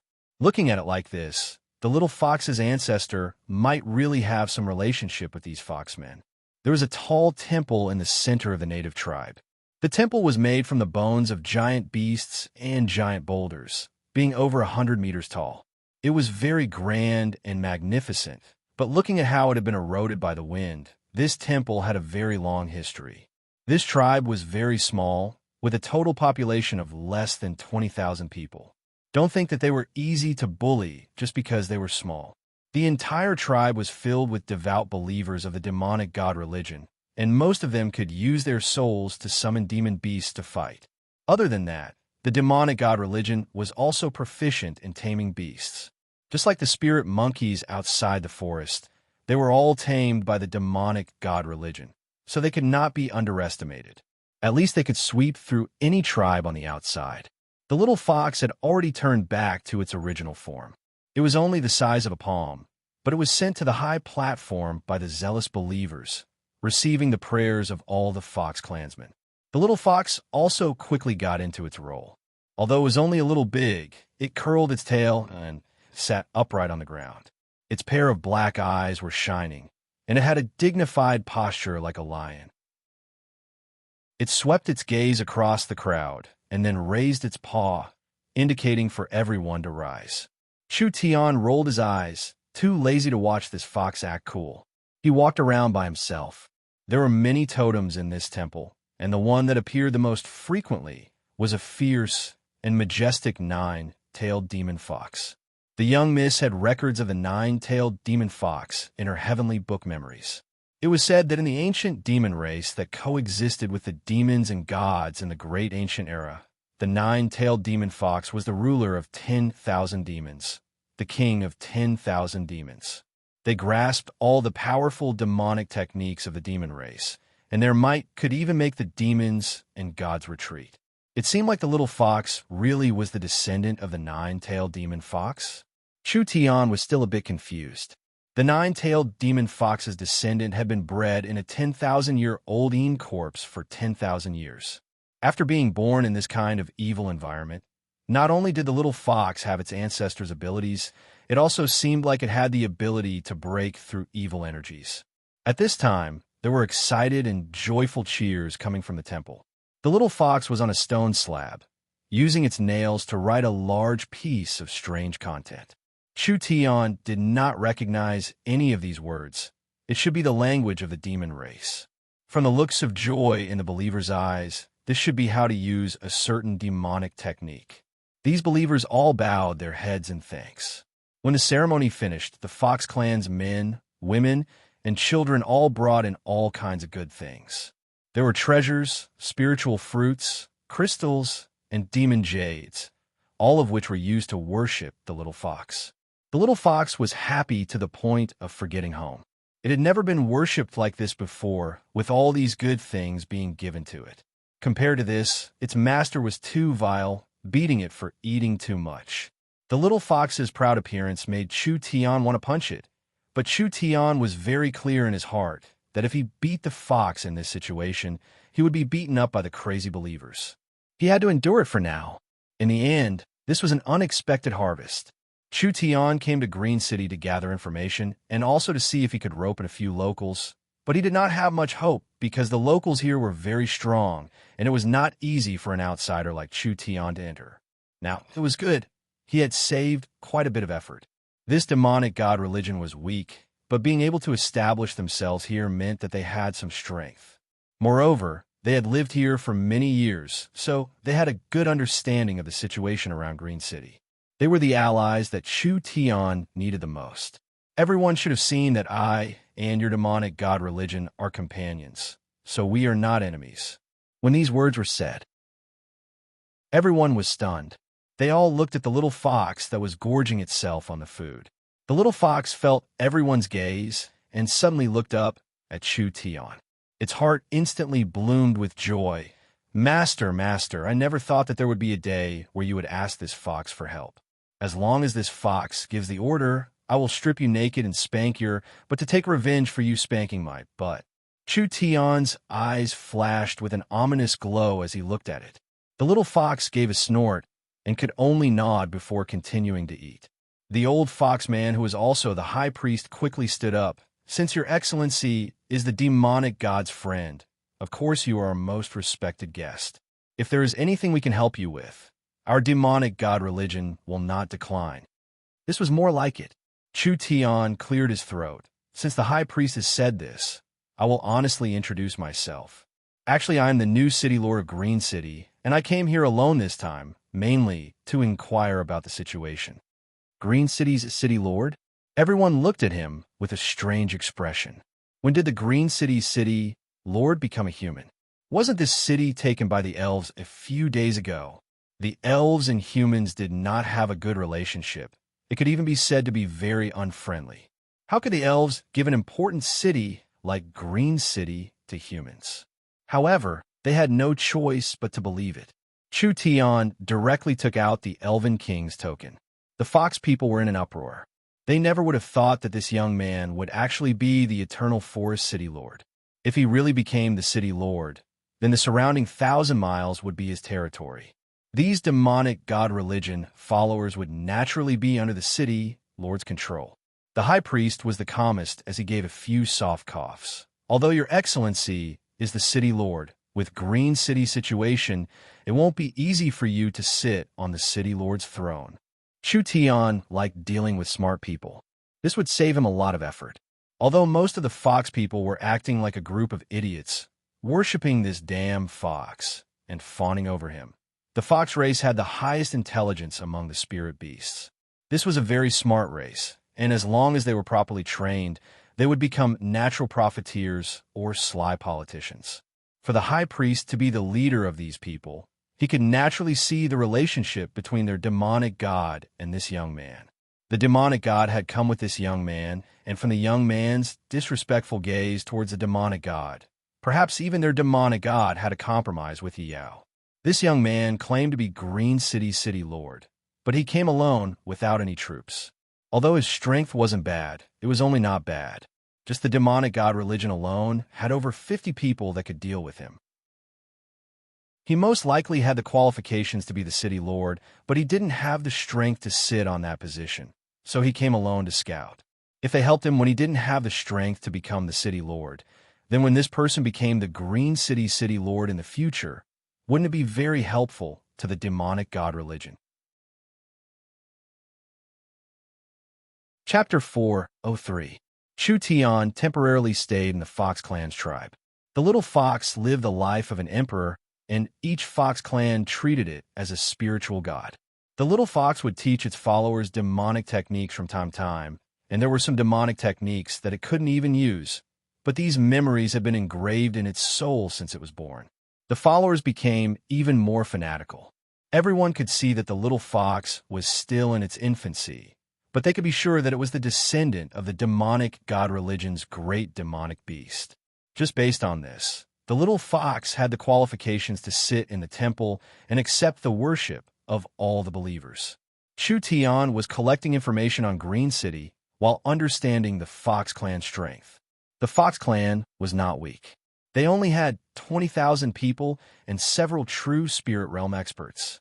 When he heard this number from the high priest's mouth, Chu Tian was instantly shocked. This was too exaggerated. There were several true spirit cultivators in 20,000 people, and this was only a small tribe. Then wouldn't there be over 1,000 true spirit cultivators in a forest city with several million people? Although the Forest of Chaos had rich spiritual veins, and it was easy to find high-level sacred herbs and precious herbs, so the people that grew up here were not people that the southern summer country's barren lands could compare to, this ratio was still a bit too shocking. The high priest explained, "No need to be shocked. My clan believes in the demonic god, and the entire clan uses their power of faith to cultivate, so our cultivation base grows faster than normal cultivators." There was a difference between followers and cultivators. The cultivation techniques these followers cultivated were related to their faith. Faith itself was a kind of wonderful power that could support cultivation techniques. The stronger their faith, the faster their cultivation speed. However, this had a very clear flaw. After becoming a follower, it was very hard to cultivate any other attributed cultivation technique. Each true spirit realm expert had the qualifications to become a priest. Dolores was one of the demonic god's priests. This demonic god's priest had the strength of the peak first true spirit layer, but she could only control summons in the peak 9th awakened soul layer with her demonic techniques. Even if she could summon several of them, it would not be easy for her to fight against experts of the same level. After all, the Fox clan was not strong, and they could not cultivate any attributed cultivation techniques. This caused the development of their source spirit to be very low, and their battle strength could not compare to experts of the same level. This meant that although the Fox native tribe had a lot of people with high cultivations, their actual combat strength was not that strong. However, not only were the demon god believers summoners, but they were also powerful beast tamers. These demonic god priests' ability to tame magical beasts was unparalleled. In the surrounding forest, other than the hundreds of spirit monkeys, there were also several kinds of high-level magical beasts. There were close to 1,000 of them, and they were all upper-level, 2 magical beasts. It was because of the defenses of the demon beast that the Fox clan wasn't swallowed by the dangerous Forest of Chaos. Otherwise, how could they have survived until today? Chu Tian was very interested in taming magical beasts. The little fox could directly control a demon beast's mind, but the little fox's control was only temporary. Although it was quick and easy to use, it could be interrupted or dispelled. These fox people were unable to directly tame beasts like the demon race, but they could temporarily subdue the demon beasts. Then, they could use the secret techniques and potions that the demon god religion had developed over the years to gradually brainwash the demon beasts, slowly making them obedient. Although it took a long time and consumed a lot of resources, Once the tamed beasts were successfully tamed, they could be used for a long time. Chu Tian preferred the second method in comparison. Miracle Commerce lacked an air force the most right now. Was it easy to train an air force from scratch? If they could solve the mount taming problem, it would save quite a bit of effort. Since they understood the demon god religion's abilities, then they had to consider how to form an alliance. The high priest said, Green City has already been occupied by the Eternal Forest, but there are still many powers left in Green City. Other than the Green Religion, there are also the shaman sorcerers, necromancers, and druids, as well as the shadows of large foreign powers. With just our people, we can't fight against any of them. If we fight against them, it would be no different from sending ourselves to death. Chu Tian knit his brows and said, I already knew that Green City was complicated, but I never thought it would be this complicated. There were many believers here, and the stubbornness of these believers was incomparable to that of ordinary natives. Moreover, these believers were not weak, and there were also other large forces in the forest interfering. This undoubtedly made the situation even more complicated. I think we need to enter the city to take a look. There are very few humans in Green City, so if you directly enter, you will alert the enemy. The high priest said, I'll have my clansmen buy supplies and send you in. With our cover, you don't need to worry about your identity being exposed. This is good. At this time, a fox clansman suddenly charged in and said, High priest, this is bad. Those stupid bulls have come to cause trouble again. The Fox Clan's high priest's white brows slightly jumped up. Quickly, prepare for battle. Chu Tian saw the Fox Clan's anxious appearance and immediately asked, What happened? There has been a famine in the forest recently, and the surrounding tribes are lacking in food, always reaching out to us. Do these fellows really think that the demonic god religion is a granary? The high priest's face was terrifyingly deep. We need to teach them a lesson. Chu Tian's heart couldn't help slightly skipping a beat. Actually, before coming here, Chu Tian already knew that there was a food shortage around Green City. Logically speaking, these ferocious natives wouldn't lack food. After all, the forest was rich in biological resources, but in reality, a native tribe's activity radius was around 200 kilometers. If a native tribe stayed in one place for a long time and hunted, then as time passed, magical beasts would avoid the native tribe's hunting area, and the natives would find it harder and harder to hunt. These large tribes had over 100,000 people, so it would be a large matter if they didn't have food for a few days. If they didn't have food for a week, it would be a famine. Every time there was a famine, it meant that war would break out. There were many locals around the forest city, and their hunting areas overlapped, so there was less and less prey. The large tribes had several 100,000 people, so if these several 100,000 people wanted to eat, where would the food come from? Once there was a famine, they could only steal it. Chu Tian followed the Fox clan into the forest. Several hundred Fox clan members were already guarding this place. There were monkeys squatting in the trees and giant wolves hiding in the forest. The Fox clan members were vigilantly looking in front of them. The other side had around 10 times the number of the Fox clan members, with several thousand people densely packed together. Each one of them was wearing primitive vine armor, and they were holding axes or giant hammers in their hands, looking like fiends. Dolores and the priests angrily shouted, Dirty, stupid minotaurs, do you want to start a war with us? The minotaurs were 3 meters tall and were 4 times as strong as a human. They had a bull's head on their necks, and there seemed to be flames flashing in their eyes. Chu Tian felt this was very interesting. The minotaurs were similar to the barbarians. They were a race that developed their physical strength. Therefore, they had the potential to become berserkers. If we wanted to start a war, we wouldn't have brought this few people and wouldn't have wasted words with you. A strong minotaur walked out with heavy steps. We'll borrow some food and return it in 2 months. A Fox clan priest angrily shouted, We don't even have enough food to eat. How could we have extra to lend to you? That's right, quickly scram. Otherwise, you won't be able to walk out of this forest. The Minotaurs had never been a race with good tempers, and these foxmen didn't know what was good for them, so they were immediately angered. The leading Minotaur roared, We've been neighbors for 10 years. Are you not going to help us at all? We have several thousand people that are about to starve to death, and we're all going to die anyway. If we do something crazy, I hope you won't blame us for not giving you face." This was a blatant threat. The fox people's expressions were not good. Chu Tian asked the high priest beside him, "Are these minotaurs very strong?" The minotaurs are in the Western Mountain Valley and have around 100,000 people. They can be considered a large influence in the area. The high priest said with a sunken expression, "We've been minding our own business these past few years, but now that the minotaurs are suffering from famine, I'm afraid we'll make a big fuss." It was hard to find prey in the forest recently, and many tribes were suffering from famine. The Fox clan did not just know how to store food, they also knew how to grow their own food, so they could be self-sufficient in times of famine. How large was the Minotaur's appetite? It was not inferior to the ogre's at all. A single Minotaur's appetite was more than 10 Fox people.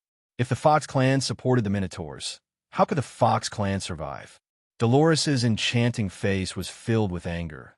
"Greedy and despicable Minotaurs, we will not submit to your martial strength.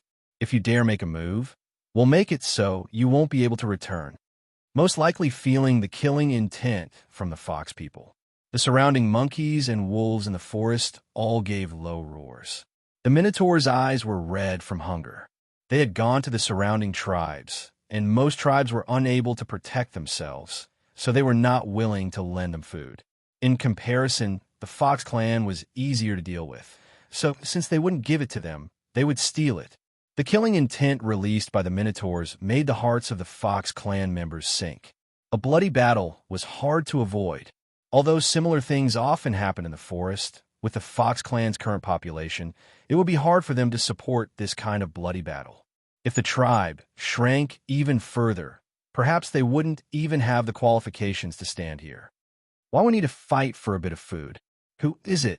The Minotaurs looked at Chu Tian with a strange expression. It was rare to see humans in this area. So how could a human appear in the Fox clan's tribe?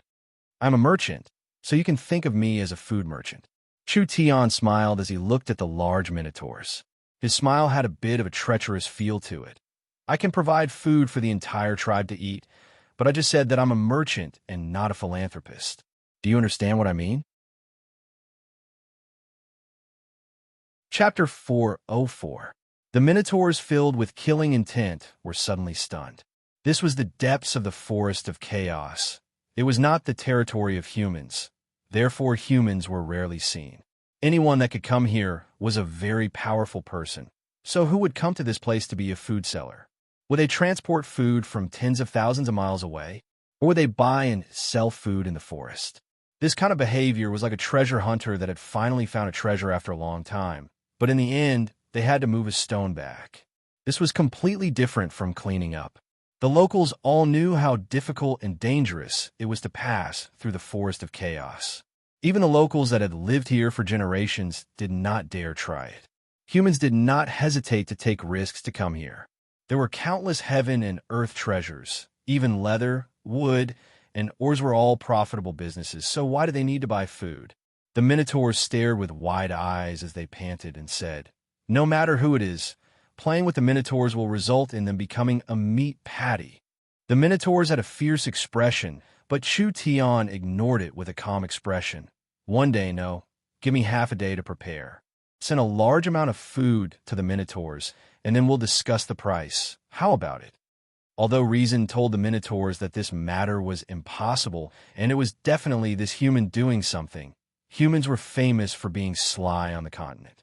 But from this human's expression and demeanor, it didn't seem like he was lying. Could he really bring large amounts of food?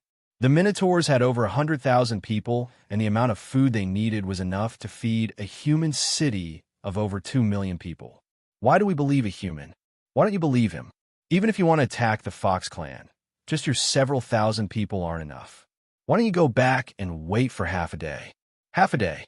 The Minotaurs wouldn't be unable to hold on for half a day, and the Fox clan wouldn't be able to run in half a day. Since the human was this confident, why not wait a bit? The Minotaurs didn't want to fight, unless they couldn't live on anymore. All right, the Minotaurs will believe you this once. If you don't appear before nightfall, the Minotaurs will wash these foxes with blood. Hearing this threat, The fox people all revealed looks of anger. The minotaurs could not be reasoned with, especially the starving minotaurs. Although they were angry, they did not want to fight with these fellows. After all, the minotaurs' battle strength could not be underestimated, and once they went crazy, they were truly terrifying. Chu Tian smiled and nodded. It's a deal. The minotaur leader waved his hand. Several thousand minotaurs left. Dolores' charming face was filled with anxiety. She didn't know why Chu Tian would make such a promise to the minotaur for no reason. You have companions nearby? No. Do you have any influence nearby? No. Chu Tian came here alone, not to mention helping the entire minotaur tribe. He didn't even bring a single piece of rations. The fox clansmen were all anxious. Could it be that Chu Tian had taken the initiative to stall for time?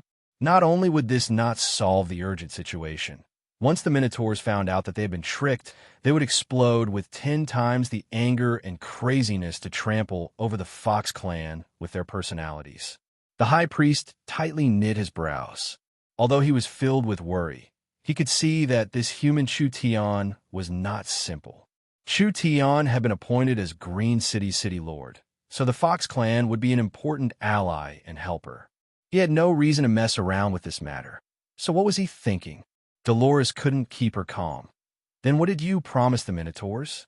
Don't you know how terrifying the crazy Minotaurs are? Don't be anxious, don't be anxious. Chu Tian's eyes swept over the Fox clan, and he calmly said, I'm asking you, do you want to get rich? The moment these brainless words came out, all the Fox clan members were stunned. Dolores stood up, and her voluptuous body moved up and down with excitement. What time is it now? And you're still saying this? If it wasn't for the Lord Demonic God's sake, Dolores would have already made a move. Dolores, sit down. The high priest had her sit down. Since her city lord is filled with confidence, then he must have a reason. Let's listen to what he has to say for now. Chu Tian said with a nod, I'm not lying. I am indeed a merchant, and I can become a food merchant. Merchant? The Fox clan looked at each other in blank dismay.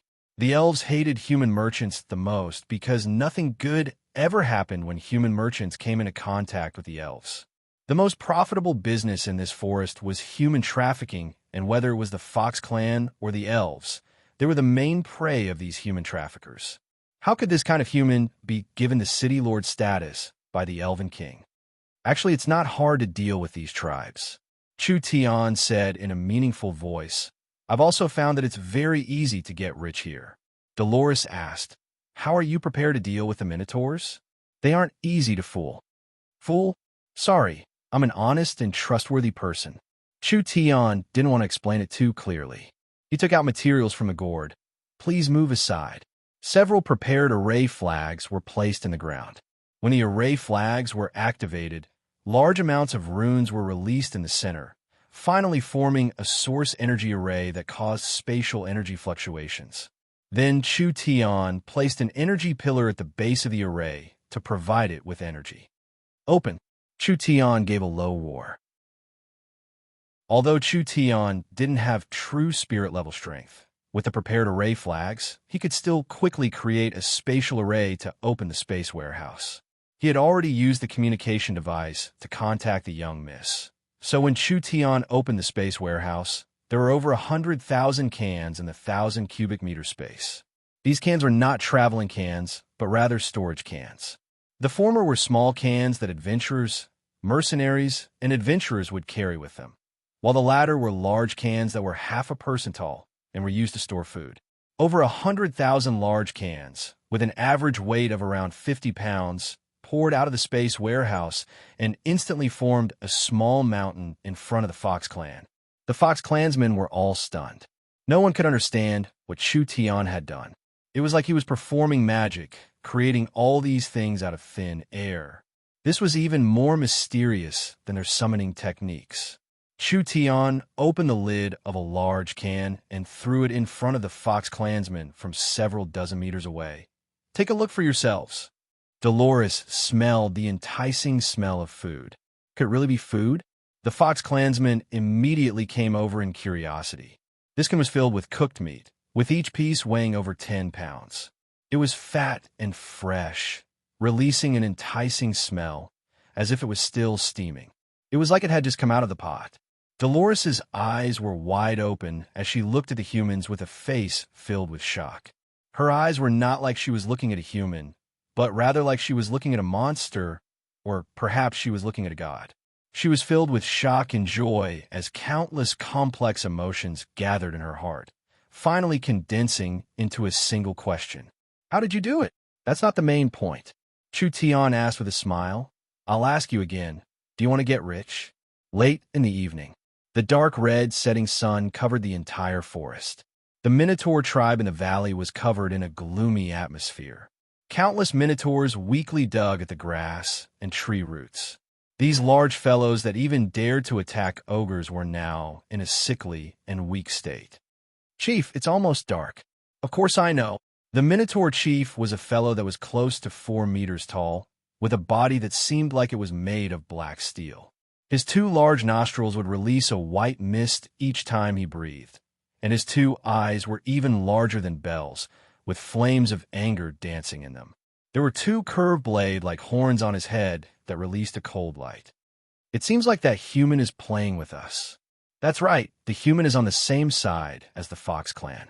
We'll kill our way over and peel off the skin of those foxes, chopping up their bones to make soup. We'll let them know the consequences of deceiving the Minotaurs. A few of the Minotaur leaders with fiery tempers were already roaring in anger. Killing the foxes was not important. The most important thing was plundering. They needed food, otherwise in a single night, at least 1,000 of their clansmen would starve to death. If this famine continued for 3-5 days, at least 10,000 of their clansmen would starve to death. At that time, the tribe would have to face the danger of disbanding. The Minotaur chief stood up. Although he did not say a word, he raised his giant axe, and his killing intent was enough to explain everything. Chief, those foxes are here. When a Minotaur chief was prepared to lead his clansmen out, a Minotaur's voice suddenly came from outside. This caused the expressions of all the Minotaurs to change. What? Did they really come? In front of the Minotaur Valley, Dolores and Chu Tian were fighting side by side. Around 500 Fox clan youths had arrived. Out of the way, out of the way! The Minotaur chief pushed aside a few people blocking his way. When he was about to loudly ask, his 2 bull eyes suddenly popped out. This was because the Fox clan had brought a large group of giant lizards. Each giant lizard was carrying a large tin can, and the Fox clan was busy moving the tin cans down. The Minotaurs had surprised expressions. These tin cans were made from the lathes of southern Xia's factories. No one in the forest would waste time to make these things to store food. There are 10,000 cans of food here, around 500,000 gene. They're all processed, and there are dozens of secret seasonings. It is definitely 100 times more delicious than your crude food. I swear that as long as you eat our company's food, you won't be able to eat anything else in the future. Everyone could clearly hear the Minotaurs' breathing become heavier. That's right.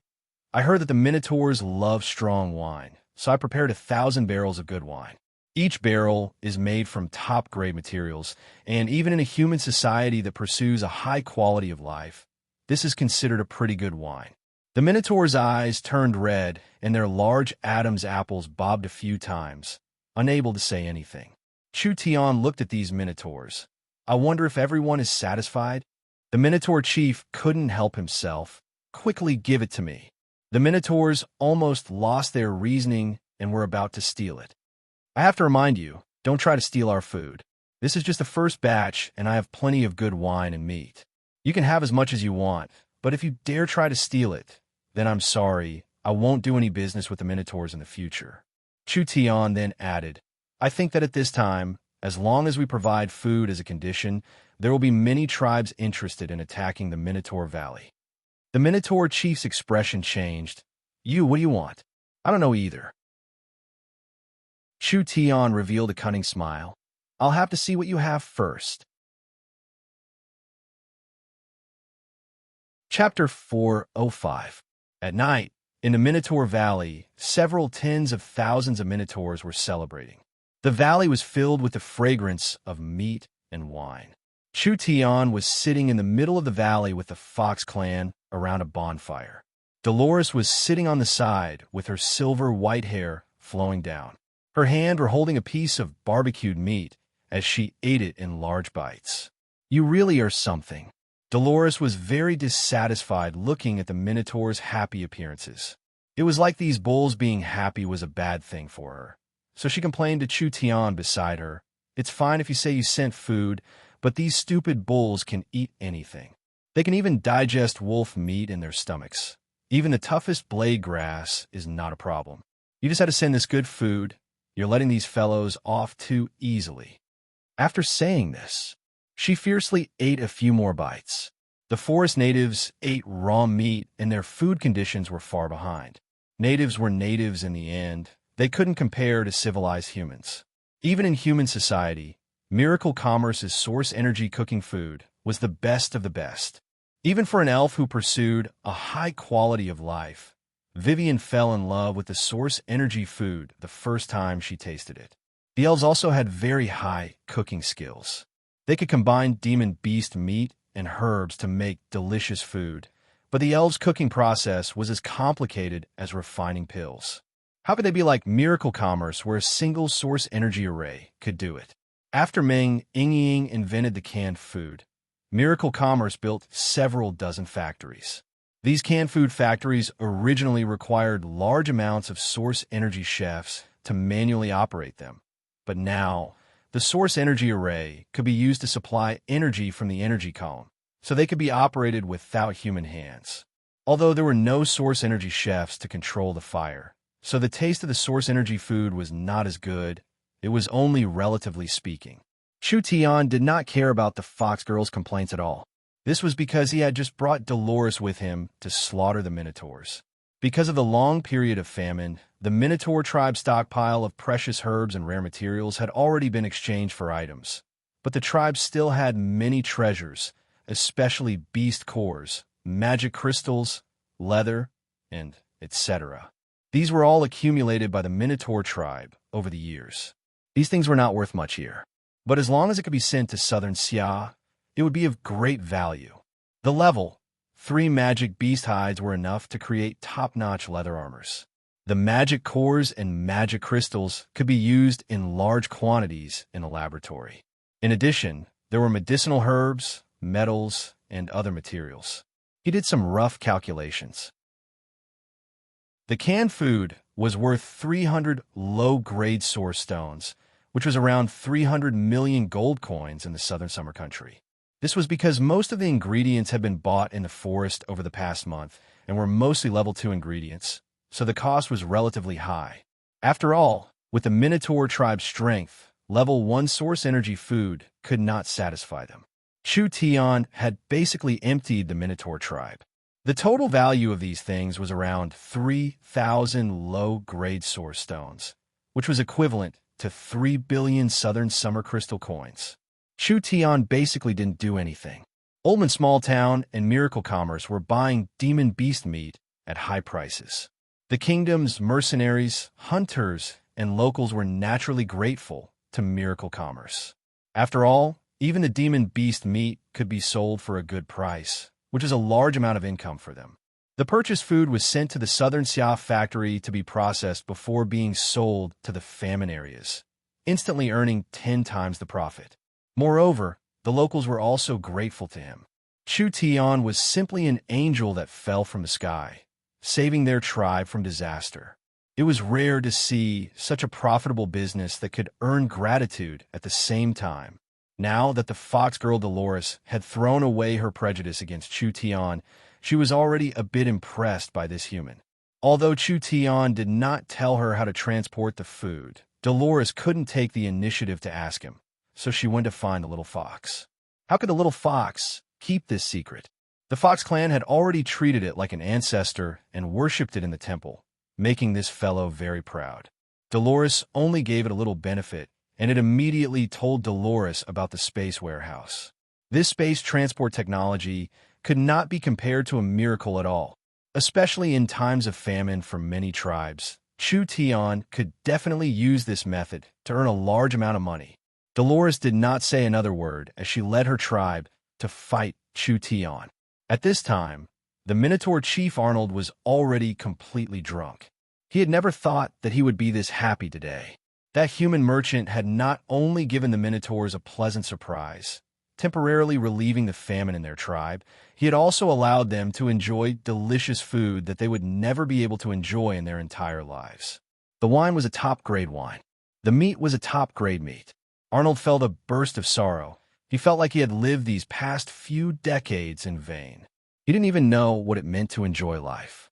If he knew that the human world was this beautiful, he wouldn't have become a chief and would have left the forest to enjoy himself in a human country. This third true spirit layer Minotaur, whether it was a large or small country, he would have been respected. It was already too late to regret it now. What Arnold was truly surprised about was that the things the human merchant took were things the Minotaurs couldn't use. For example, demon beast essence bones, blood essence, beast cores, demon crystals, and leather. These things couldn't be eaten and weren't worth much in the forest, so the Minotaurs were too lazy to bring them back. He never thought that they could be used to save their tribe at this time.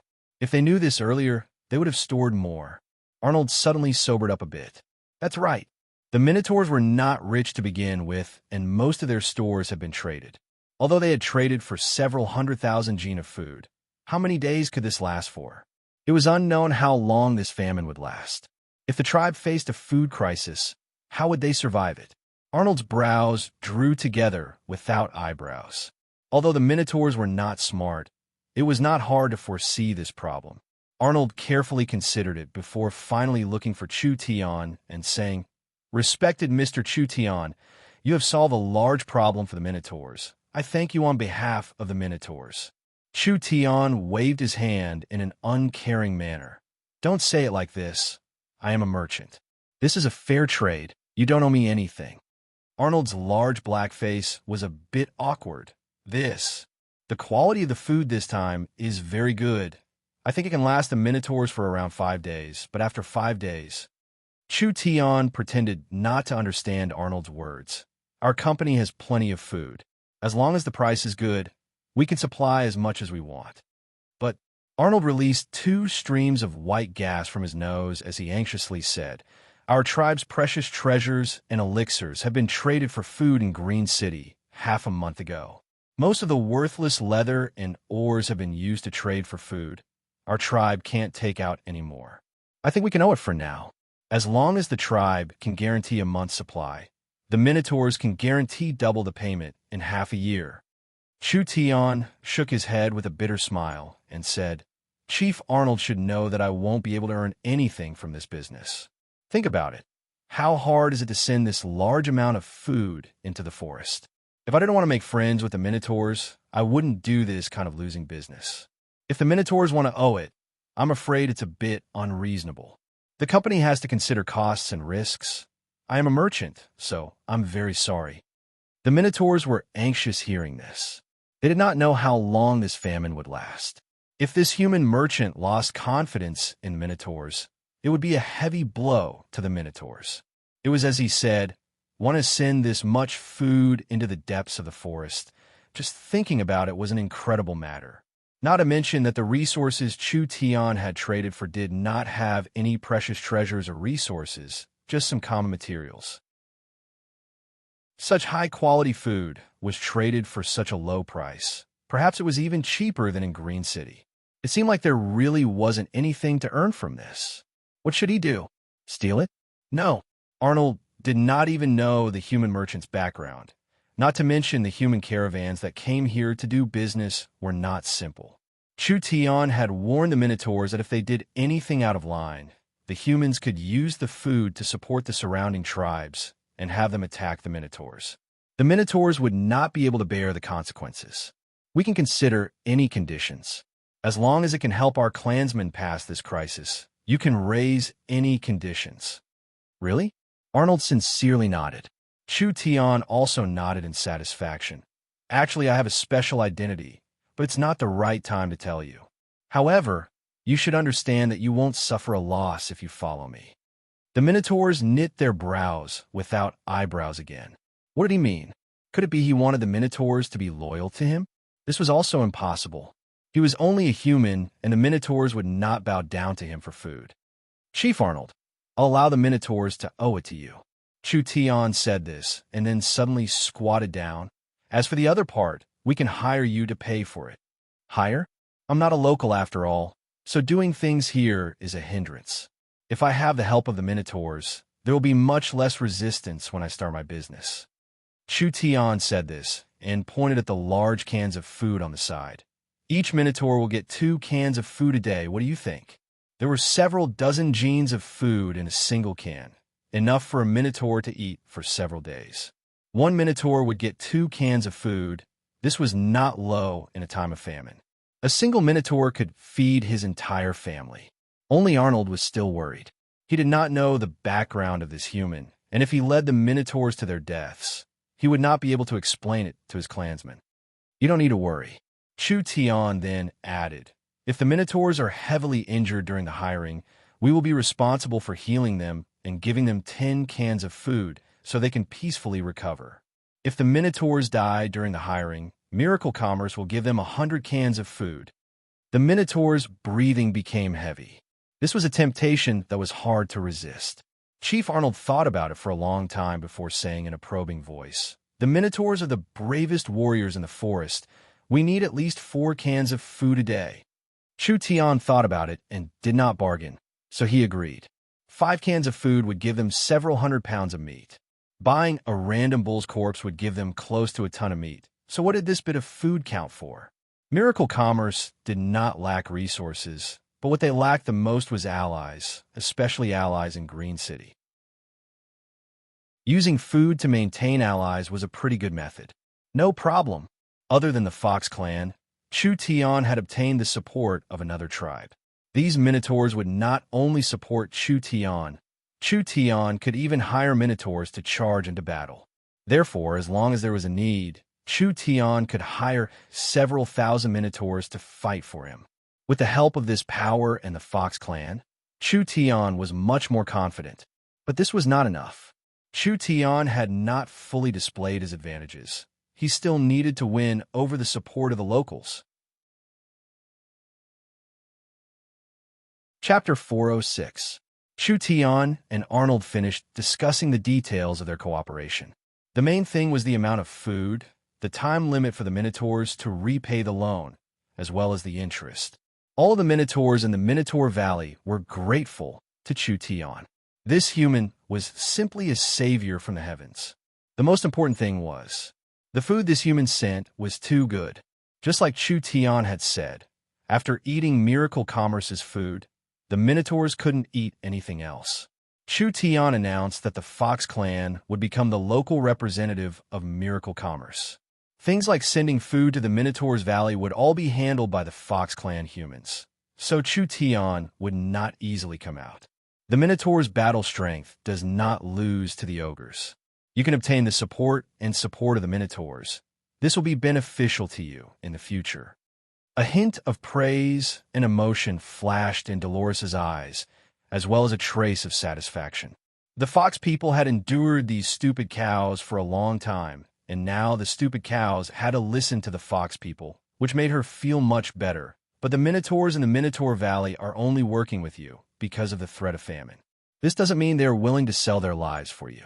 As long as the famine situation is alleviated, I think your control over them will quickly decrease. Dolores then said, what you're doing right now is a risky investment. Who knows if the Minotaurs will repay the resources? Unless you become the city lord and make this debt real, everything you've invested will be for naught. Chu Tian nodded. Then what do you think we should do? We can secretly hunt the Minotaur's Valley or use her demonic god's abilities to take away the demon beasts, making the Minotaurs eat less and less. This way, we can maintain our dependence on Miracle Commerce. But Dolores's charming voice changed. Doing this will be very strenuous, and there will be a gap if we're discovered, making things worse.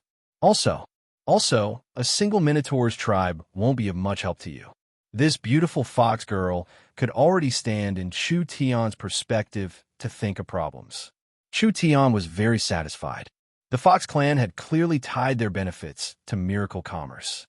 A single minotaur is far from enough, so I need the support of more tribes.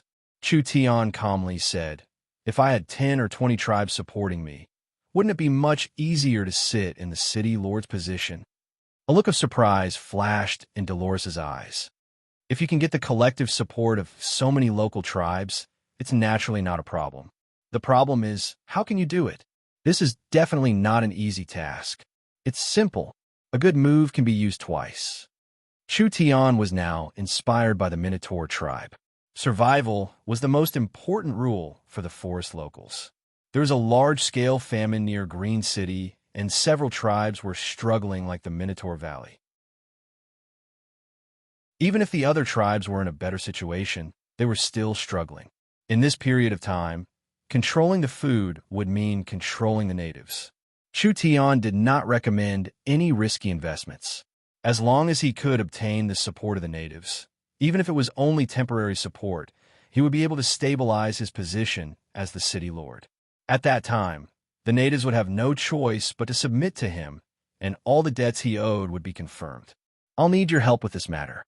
With our current relationship, Sir City Lord's matter is our matter. To be able to help Sir City Lord, of course it is our honor. Dolores smiled beautifully. When her plump body trembled, Chu Tian couldn't help but take another look. However, Dolores didn't care at all. Instead, she threw him a coquettish look and said, it's just that the scale of our demonic saint church is very small. Everyone's life is very happy. That voice seemed like it could drip water. The charm of the Fox clan's great beauty was like 100 barrels of honey poured into a pond. It was enough to melt the bones of any human man. This was asking for benefits. The Fox clan naturally followed benefits. They would not work for free. What are you in a rush for? Since I said I would make you rich, of course I won't go back on my words. Why don't you ask yourself, when have I, Chu Tian, ever mistreated anyone? Chu Tian heroically patted the fox girl's shoulder. You can be assured that I will give 1/10 of the profit from the forest to your demonic saint religion, including the debts of the Minotaurs and the others. When these debts become real, they will all be given a share. 1/10? Stingy. Dolores's misty eyes were filled with a glow of joy. Under Chu Tian's exploitation methods, the local tribes would have to pay back their old debts. Even if they gave 1/10 of the profits to the Fox clan, it would still be a considerable amount.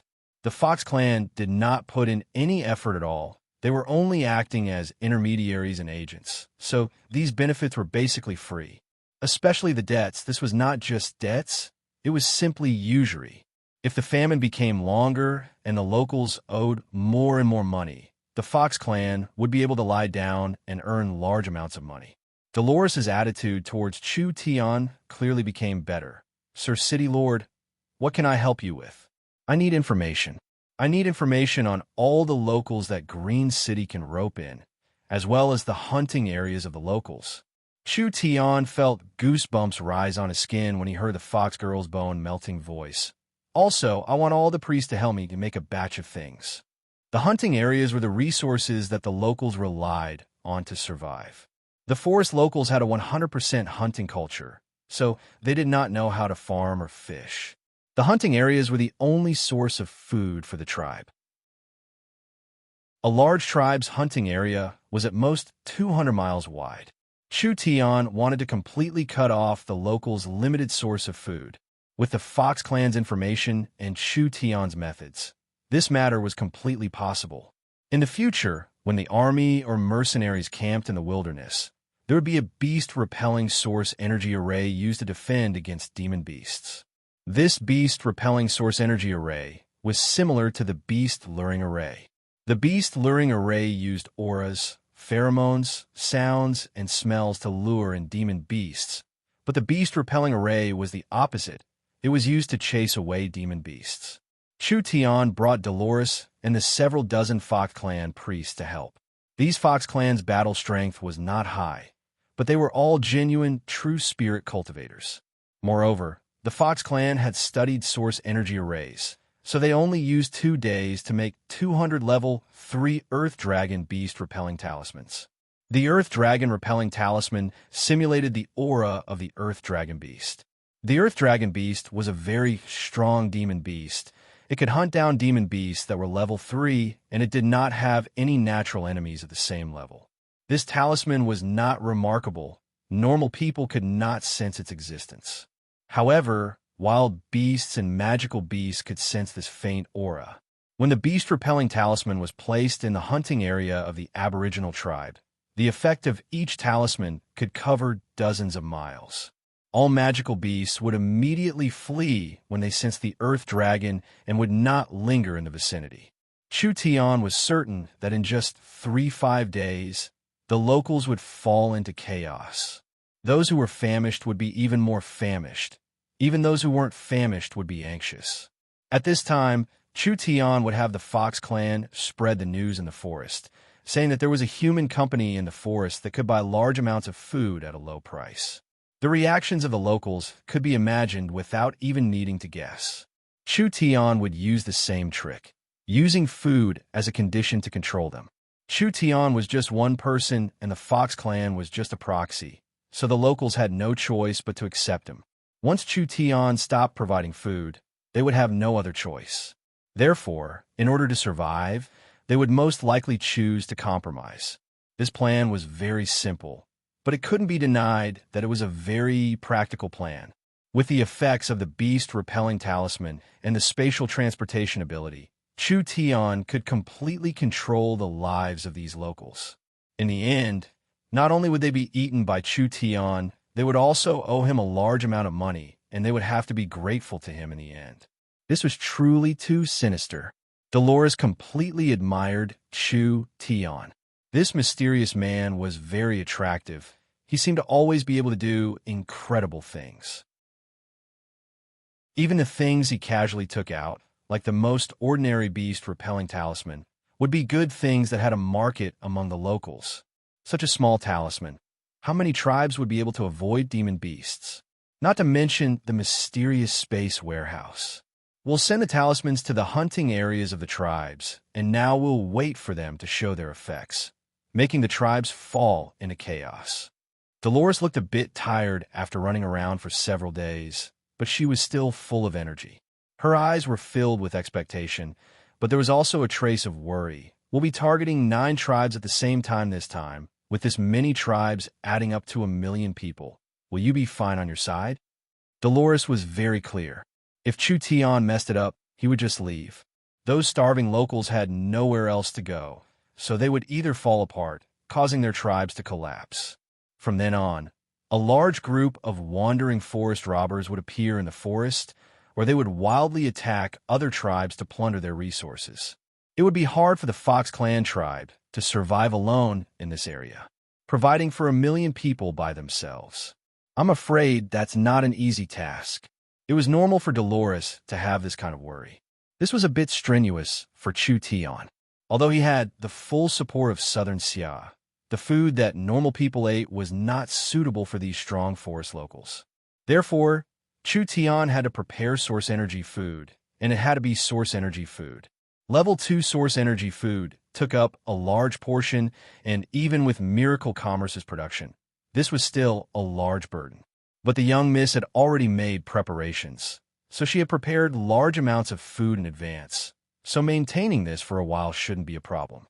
Chu Tian confidently said to Dolores, "You can be assured. If you do this with me, the Fox clan's days of becoming rich will be right in front of you." Dolores was a bit excited as she cupped her hands. "Thank you, Sir City Lord." The Fox clan was the easiest to bribe. As long as there was profit to be made, the Fox clan would follow you with all their hearts. Chu Tian was very clear on this point, so he sincerely said to the Fox clan beauty, "To be honest, I've been lacking people like you by my side. Although we don't have much contact with humans, we still understand what kind of personalities humans have, right?" Dolores's eyes had a trace of charm. "If Sir City Lord needs it, our Fox clan's young girls are very passionate." Humans always drooled over coquettish Fox clan women, but Chu Tian clearly did not mean this. Dolores also knew that this was not what he meant, but she had to twist it like this, making it seem like it was very ambiguous. If it was a normal man, they would definitely be tempted. This fox spirit, Chu Tian, pretended to be a fool as he gave a laugh. The Fox clan is very smart and capable, having a keen sense of profit. With a bit of training, they will be natural merchants. We'll do a big job in this forest, and what you will have in the future, it will definitely surpass your current imagination. Miracle Commerce was becoming bigger and bigger. Even if the young miss was outstanding, it would be hard for her to take care of everything. Miracle Commerce needed a group of smart and reliable people to help, and the Fox clan was very suitable for Miracle Commerce. But because the Fox clan valued profit, if you could bribe them, others could bribe them too. This was a race that could not be completely assured. But coincidentally, the Fox clan in front of them were different. They believed in the demonic god religion, and the little fox had become their highest spiritual leader. Even if the little fox didn't listen, it was still connected to Chu Tian. Without Chu Tian, it wouldn't exist. Unless they abandoned their faith, they wouldn't betray them. Faith was a kind of spiritual binding power, not to mention that their cultivation technique was related to their faith. If they abandoned the demonic god religion, they would lose all their cultivation techniques. The Fox clan was very smart. They should understand the gains and losses. When Miracle Commerce had this group of smart Fox clan members, whether it was research or business, it would definitely be a large help. Now that everything had been arranged, let's see how the forest reacts. Chapter 407. Chu Tian's plan was progressing smoothly. At least it was very smooth at the beginning. The beast-repelling talismans made by Chu Tian were very effective, driving away most of the prey in the native hunting area. This caused the number of demon beasts to decrease, not to mention their daily harvest. It was not even a fifth of what it was a few days ago. This was simply adding insult to injury. Now, even the tribes that lacked food were worried seeing this situation. Those tribes that were already starving were like ants on a hot pan at this moment. The large tribes began to study it. There had to be some kind of geological change in the forest. It could be a natural energy fluctuation, a change in the spirit vein, or a natural disaster. Of course, it could also be a man-made disaster. In short, there were fewer prey. Living in the forest of chaos, it wasn't good to have too many demon beasts around. It could easily threaten the tribe's safety. Moreover, in areas with a high density of demon beasts, high-level demon beasts would appear, but it wasn't good to have too few demon beasts either. The locals relied on hunting, and the forest environment was not suitable for farming. The current situation was very dangerous, and they didn't know how long it would last. There were already several tribes that couldn't hold on any longer. Move away? This was not a small matter. This was not something that could be decided on a whim. The forest of chaos was filled with dangers, especially in the depths of the forest. There were all kinds of powerful demon beasts, as well as many low-key but dangerous tribes. There were also many fierce forest bandits, and all kinds of dangers were hard to predict. Who didn't want to live a stable life? Who wanted to step on an unknown and dangerous path? Moreover, even if they moved away, they still had to make preparations.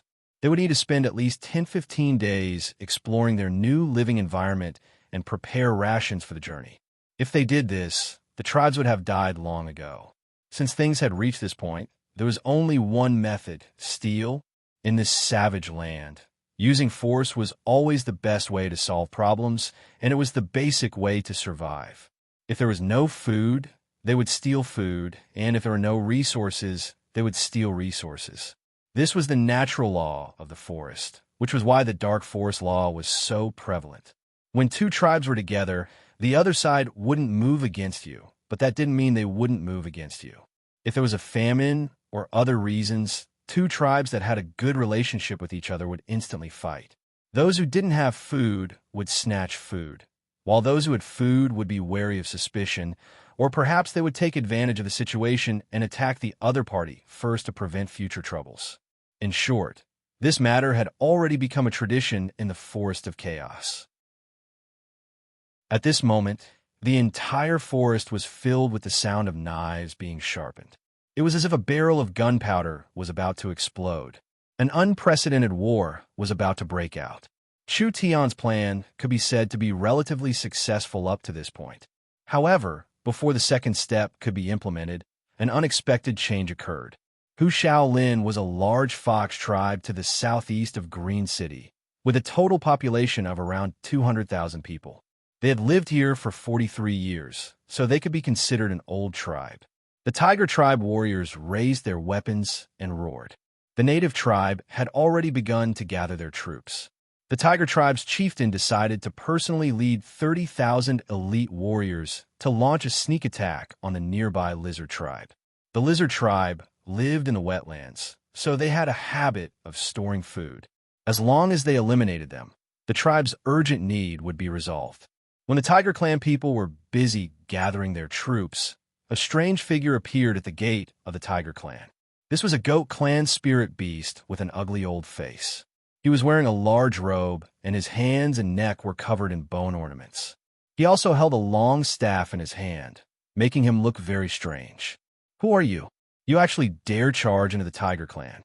Before he even finished speaking, the goat tribe waved his hand, and several Tiger Clan men fell to the ground, spitting out white foam and twitching. No one knew what they had done.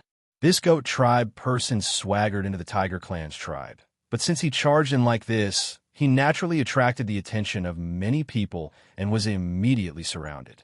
The Tiger Clan chief walked out and coldly looked over. "Shaman sorcerer? What are you doing here?" The shaman sorcerer gave a laugh. "I'm here to show the chief the way." "Show the way? What way?"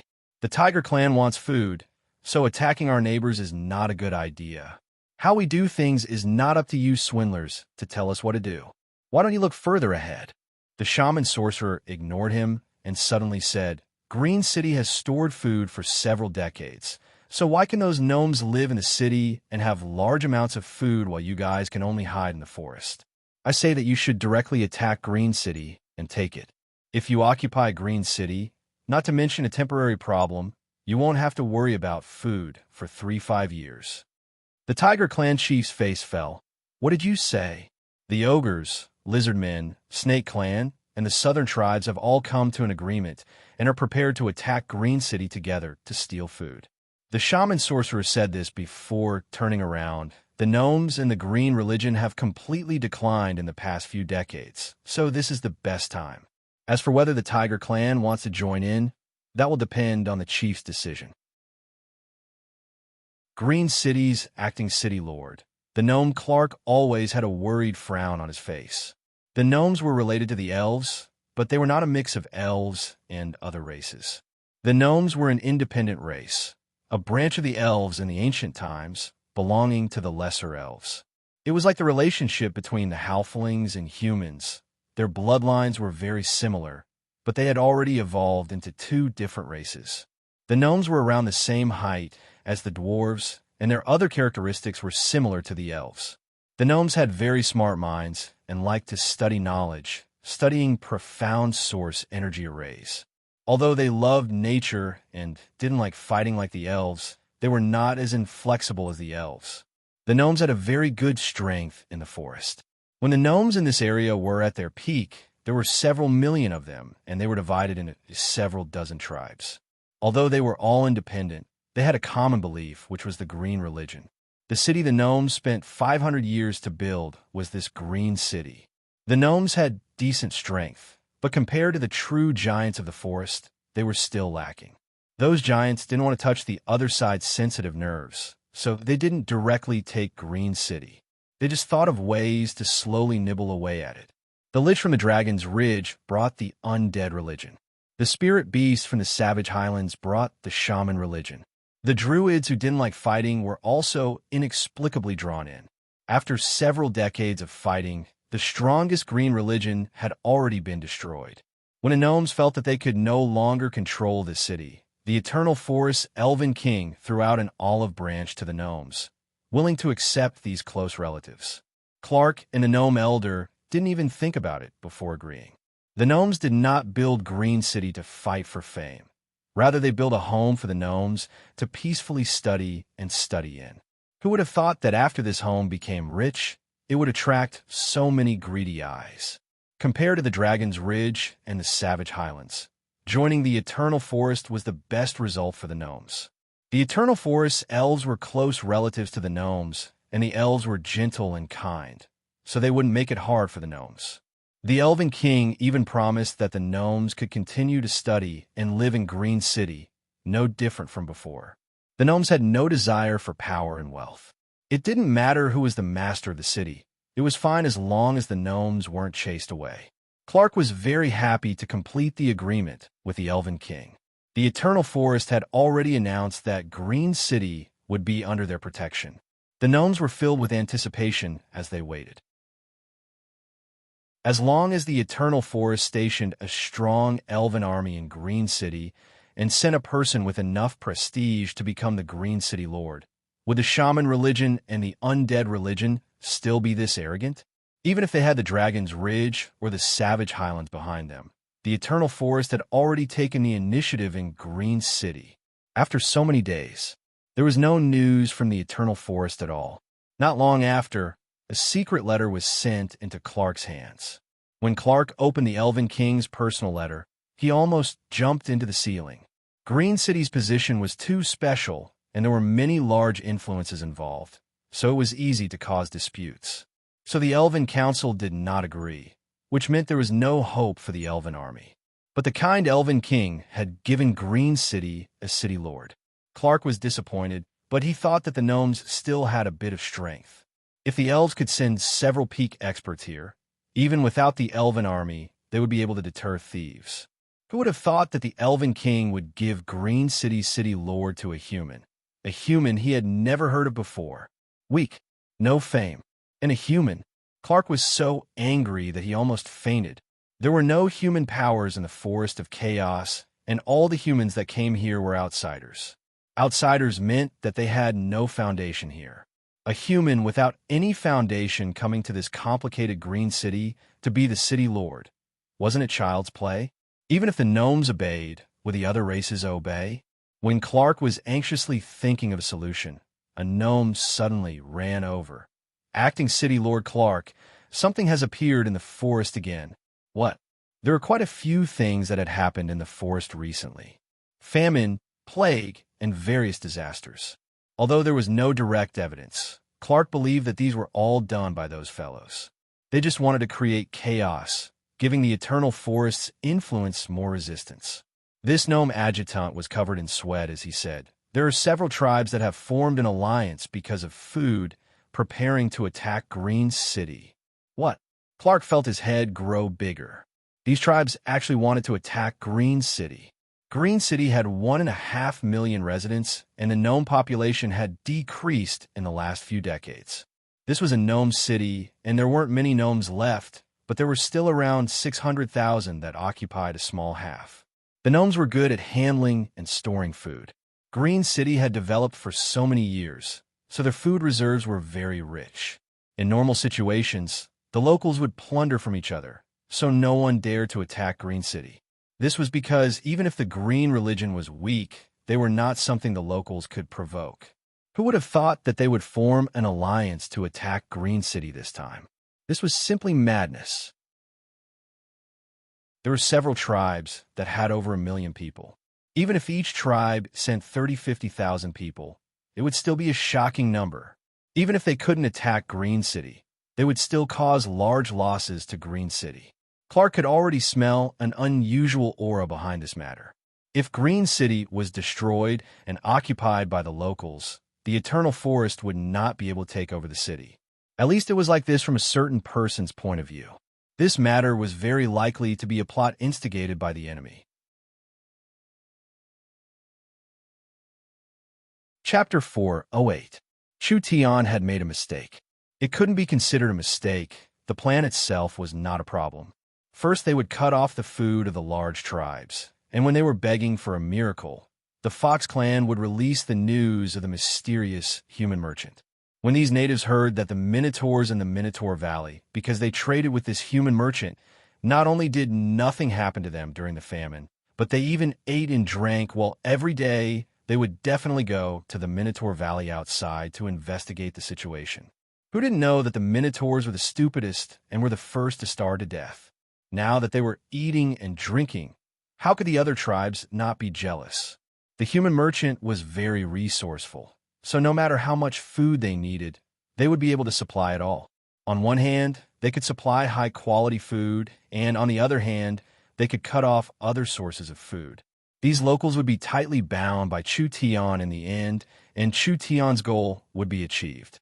The problem now was that when Chu Tian had just started the first step of his plan, and before he could even start the second step, Dolores had already rushed over.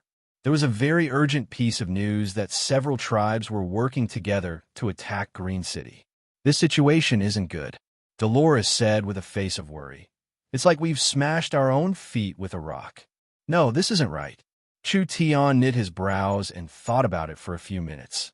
This shouldn't be right. These tribes normally don't interact with each other and are suspicious of each other. How could they form an alliance in just 2-3 days? This definitely doesn't make sense. Dolores had already noticed this point. Although Green City's gnomes are very weak, they are not something these normal tribes dare challenge. I also suspect that there is a mastermind behind this. Chu Tian nodded. There was no need to doubt this. This was certain. Chu Tian had already been in the Fox clan for a week, and he already had a good understanding of Green City. This city's manager and founder were all gnomes. Although the half-elves weren't as powerful as the elves, they could be said to be one of the most knowledgeable races in the forest. The gnomes were different from the wood elves who had no desires. The gnomes were strict by nature and had a strong thirst for knowledge, so the gnomes had high attainments in source energy arrays. They had high standards in alchemy and talisman making. The reason Green City could maintain its rich state for several hundred years was because the gnomes' production had brought enough wealth to the city. The gnomes' equipment could be said to be very elite. Adding in the gnomes' talismans and traps, as well as various defensive facilities, it would make Green City a hard-to-attack city. If my guesses aren't wrong, the person behind this is most likely still in Green City. These locals can't take down Green City. They can only work together. Chu Tian asked Dolores, "With your intuition, who do you think is the most suspicious?" Dolores didn't even think before saying shamanism or necromancy. Chu Tian said with a slight nod, "We need to go to Green City." "Why are you going to Green City?" "Of course it's to see the acting city lord." Chu Tian was an outsider, and it was hard for an outsider to enter Green City, so he needed the Fox clan's help. Dolores and Chu Tian shared the same interests, so of course she agreed without even thinking about it. The demonic god religion had a bit of influence in Green City. Although the Fox clan was small, the Fox people had good brains, so they had a few stores in the city that mainly sold materials. Chu Tian disguised himself as a Fox person and was led by Dolores, so it was much easier for them to enter Green City. Green City had already been established for 500 years. This was not considered too old in the Forest of Chaos, and this city had always been under the control of the Green Religion. The Green Religion was a religion of the elves, mainly believing in the forest god. The gnomes at their peak had over 1 million people, so they could be considered a large influence. In the last few decades, the Green Religion had quickly declined. The newly risen druid warriors, necromancers, and shaman sorcerers ran amok in Green City. They were already a serious threat to the gnomes. Although the gnomes were still the masters of Green City in name, they had already been divided. They were hindered by these 3 religions, and adding in the several decades of chaos, the influence of the Green Religion quickly declined. Chu Tian was currently standing in front of Green City. This is Green City? It really is a bit different from what I imagined. The cities in the Forest of Chaos were not something Southern Xia could compare to. Even the Southern Summer Imperial City could not compare to 1/10 of this place.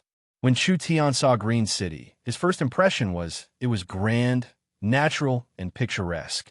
Most of the cities in the Forest of Chaos did not have city walls, and the city walls did not have much meaning in defense.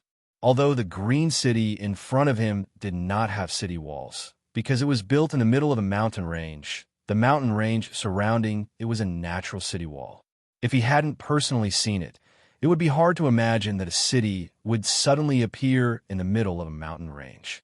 Green City did not have a lot of people, but the area it covered was several times larger than southern Xia's imperial city. The entire city was scattered in the middle of the mountain range, so the distribution was very interesting. If one looked at it from a macro perspective, it was like a trapezoid shape.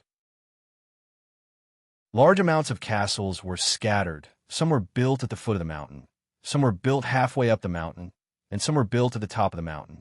Sometimes there were two castles in the middle, separated by a several hundred-meter deep mountain stream that was only connected by a drawbridge. There were countless open areas in the middle of the mountain range, which were large amounts of planting and breeding areas. There was a main peak in the middle of the mountain range. It was originally a towering mountain, but the top half of it had been excavated and turned into a giant white castle. Half was a mountain and the other half was a city. Sitting at the peak of the mountain range, surrounded by clouds, it was like a city in the sky. This was a very special place. The cities built by the gnomes were completely different from the cities built by humans. In the large cities that humans lived in, the streets were orderly and the tall buildings were arranged in picturesque disorder. They were tightly packed together and were surrounded by city walls in an area. Green City's appearance was completely different. The entire city was made up of over 100 large and small castles, and each castle could be considered a small city. The castles surrounded the mountain range in layers, forming a trapezoid shape. Although they were very scattered, they were still very orderly. If a human city was a flat surface structure, then this city would be a three-dimensional structure. The entire Green City was perfectly integrated with nature. These cities that were carved out of the mountain or built out of thin air looked disorderly on the surface, but each building in Green City was very unique. The spiritual energy here was very rich, and there were countless spirit veins gathered here, giving birth to countless heaven and earth treasures, but there were no fierce beasts. This was very rare in the Forest of Chaos. In this endless mountain range, it was unknown how many precious or veins were hidden. It was definitely a good place for long-term development. Ha ha ha. Chu Tian gave a few loud laughs. There's a city in the mountains. There is a mountain in the city. The forest surrounds the rivers surround the mountains, and the mountains surround the city. My city looks very good, but I see that the city has not even been developed by 10%, and the entire mountain range has not even been developed by 2%. I'm prepared to connect all of this together and create a large city-state that can hold several tens of millions of people, making it the largest city in the Forest of Chaos. What do you think? Sir City Lord, it seems like you're happy too early. Dolores rolled her eyes, disagreeing with Chu Tian's grand ambitions. Don't forget, your city will be captured by a group of people and it might turn to ashes in a few days. Those locals? Hey, when would Uncle Chu Tian place them in his eyes? But speaking of this city was indeed better than imagined. The city the gnomes used 500 years to build had been taken advantage of by Chu Tian in the end. Not only was this place rich in spiritual energy, it was also in the center of the Forest of Chaos, making it the most suitable base for miracle commerce. If Chu Tian could gain a foothold in this place, he could use this place as the center and allow the company to expand. At that time, the Dragon's Ridge, the Titan Mountain Range, the Savage Highlands, the Eternal Forest, or the distant Western Sea, or the dark underground world, would Chu Tian be able to properly deal with them? The Forest of Chaos had the potential to become an empire. Of course, the premise was to unify this area, which was not an easy matter. Let's enter the city. Green City did not just have a natural mountain barrier. There were also many natural passages that could be used to enter Green City from all directions. Dolores led Chu Tian through a passage covered in white moonlight stones. Not only were there shrubs and green grass on both sides, there were also many tall trees. What surprised Chu Tian the most was that there was a type of large tree that had grown into the shape of a human. It had thick arms and a huge spear in its hands. It was like a 10-meter-tall giant guard that stood motionlessly in the passageway. What is this? Chu Tian was a bit surprised. This thing looked like a treant, but it was definitely not a treant, because Chu Tian could feel that this thing did not have a will and was a giant puppet life form. This is the Green Protector, Dolores explained. The Green religion studied the remains of the ancient war trees and finally cultivated a powerful life form. 100 years ago, Green City was filled with these powerful warriors, but after being attacked several times, they were all lost. In the last 10 years, there have been several disasters, and a large number of them have died, so there aren't many left. Chu Tian continued walking with Dolores. There were at least 3 layers of barriers protecting this canyon. There was a reason why Green City could stand in this place.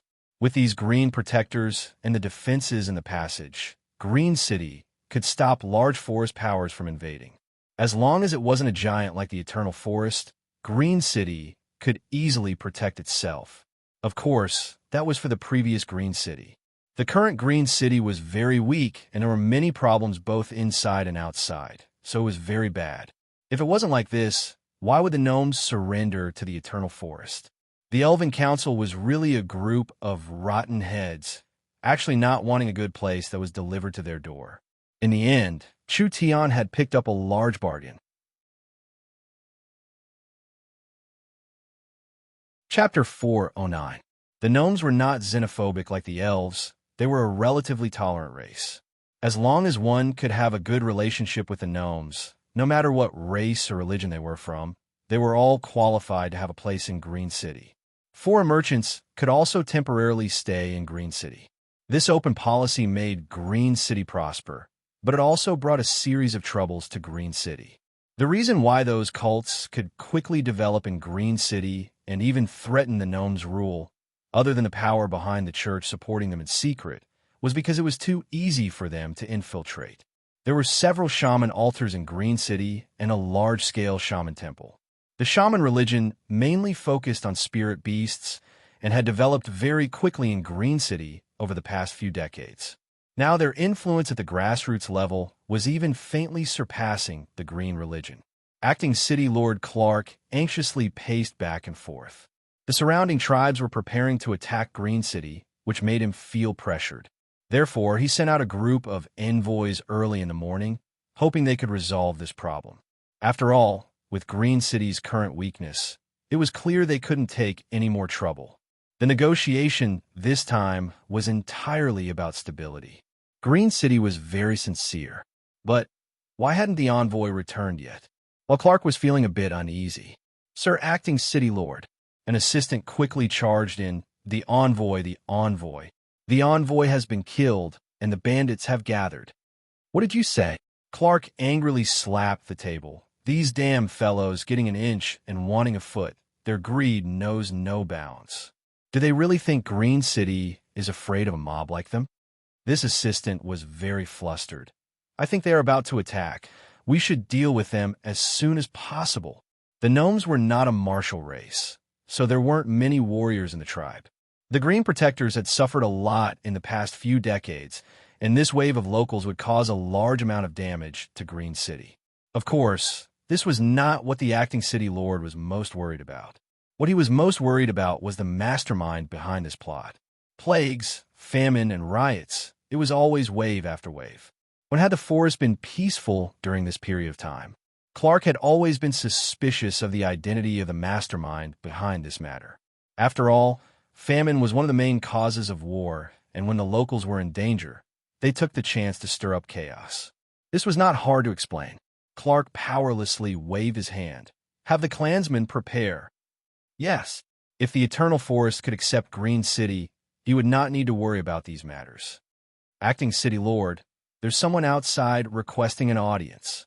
Clark didn't have the time to meet this person. Just as he was about to order them to leave, Clark's heart suddenly stirred. Who is it? I'm not sure. One is a human, and the other is from the fox race. The fox race seems to be the priestess of the Church of the Devil God, Dolores. Humans? Invite them in.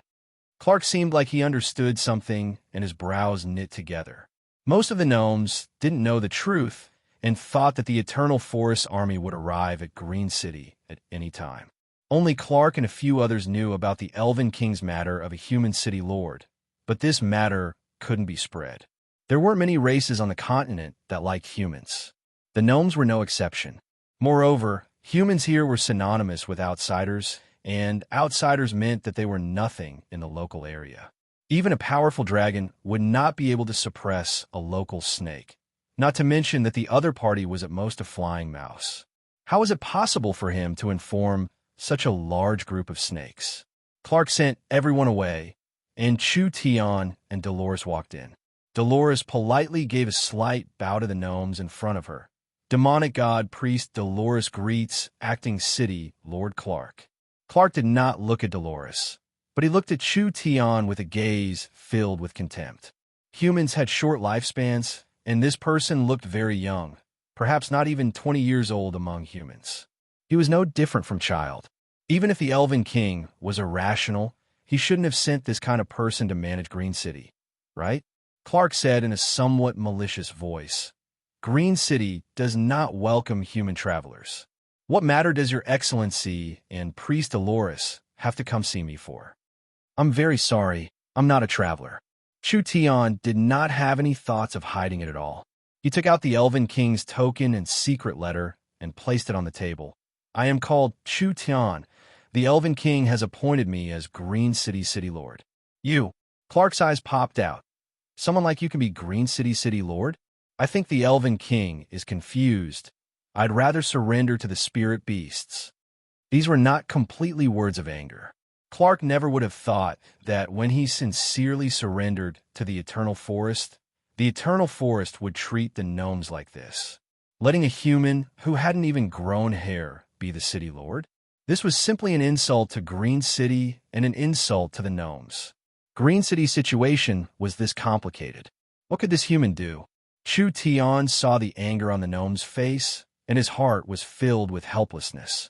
According to the original plan, Chu Tian was prepared to subdue a group of local tribes. After gathering the support of these locals, he would come to Green City to take over the city lord's position and move the entire miracle commerce over. Because there was a change in the plan and the locals wanted to attack Green City, Chu Tian had to change the order and come to Green City first. Why does acting City Lord Clark think I can't be the City Lord? Then what makes you think you can be the City Lord? With my knowledge, my talent, and my mind, I can do things the gnomes can't. Chu Tian shamelessly said, "If acting City Lord Clark doesn't believe me, we can make a simple bet." Clark was stunned. "How do you want to bet?" "Within a month, I will eradicate all of Green City's internal problems. Whether it is the shamans, necromancers, druids, or anything else." Chu Tian knew that he would be questioned if he was alone, so he could only brag to increase his reputation. "If I can do it, the gnomes must recognize my abilities. If I can't do it, you don't need to feel awkward. I will go to the Eternal Forest and resign from the Elven King." Clark revealed a look of disbelief. "Do you know what you're saying? Do you know what the shamans, sorcerers, and necromancers represent? It's just the savage highlands and the Dragon's Ridge. What is there to worry about?" Clark carefully sized up the human in front of him. Although he didn't believe that this human could do it, judging from his calm expression and demeanor, he was indeed more mature than he had imagined. "All right, I'll bet with you." This was a task that was almost impossible to complete. The gnomes were being pressured by these foreign powers, so they became weaker and weaker, having no choice but to rely on the Eternal Forest. If Chu Tian could really solve these problems for Green City, then why couldn't he be the City Lord? Of course, this was a task that was impossible to complete. At this time, there were fierce shouts coming from outside the discussion hall. Chu Tian was a bit stunned. "What is going on?" Clark knit his brows and hesitated for 2 seconds. "The envoy sent by Green City to negotiate with the tribes has been sent back after being killed. The clansmen are very excited and naturally protest, requesting to fight. I'm afraid this battle is hard to avoid." Chu Tian slightly raised his brows. "I want to see the envoy's corpse." "What do you want to do?" Clark was a bit vigilant. This gnome envoy died for Green City, so he should be buried in the forest temple, returning to the embrace of the forest god. Chu Tian said, "I just want to see the person who sacrificed himself for Green City. Perhaps I can find something from his body." "That's natural." Clark's brows slightly relaxed. This foreign human actually knew the green religion's beliefs and traditions. "All right, but the priest will be holding the funeral soon, so I'll give you at most 10 minutes. That's enough. Dolores looked at Chu Tian with a bit of surprise. Why did this fellow want to see a corpse? Clark brought Chu Tian into the forest temple. This was a giant natural cave, and the entire space was covered in tree roots. There was an altar in the center with an intact corpse lying on top of it. Chu Tian found that the corpse's neck was sewn together, so it should have been beheaded by someone. His eyes slightly narrowed as he said, "What did you send him to discuss?" Of course, it was to discuss how to survive the famine. Clark's face filled with anger when he saw the envoy's corpse. The gnomes were even willing to open Green City's warehouse to borrow some food, but who would have thought that these damn fellows would be this greedy? Did they really think that Green City was something they could break through? Chu Tian shook his head. Perhaps the envoy did not say that. I'm guessing that after he went to the locals, he must have used strong words and even insulted them. In the end, he angered the locals and was killed. What nonsense are you saying? Acting City Lord Clark had a bit of good impression of this human, but it had completely disappeared at this moment. You dare question the gnome's strict faith? Chu Tian did not explain. His right hand suddenly released a faint light, and he drew a rune on the gnome's forehead. Under the effect of this rune, the gnome's corpse began to violently tremble. Acting City Lord Clark was already filled with rage. What did you do? Chu Tian softly said. See for yourself. There was suddenly a sharp whistle that came from the gnome's ear. There was a disgusting bug that came out, and Chu Tian casually pinched in his hand. Dolores cried out in shock. This is the shaman sorcerer's witchcraft insect. This is something that can control one's mind and thoughts. It should have been refined by some kind of witchcraft. Chu Tian looked at the struggling insect in his hand. If my guesses aren't wrong, this envoy had just left Green City when he was attacked. This insect was planted in his brain, and his mind was controlled to participate in the negotiations. In the end, he angered the locals and was killed, as well as angering the gnomes. Dolores was suddenly enlightened. This also means that the one behind the scenes is the shamans. That's right. Since we've locked onto the one behind the scenes, this matter will be much easier. A blue and white flame was released from Chu Tian's fingertip, and the insect was not even ash left. Then let me experience this so-called shaman religion.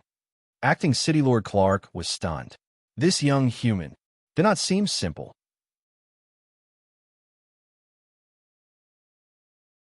Chapter 4:10. Dolores admired Chu Tian even more.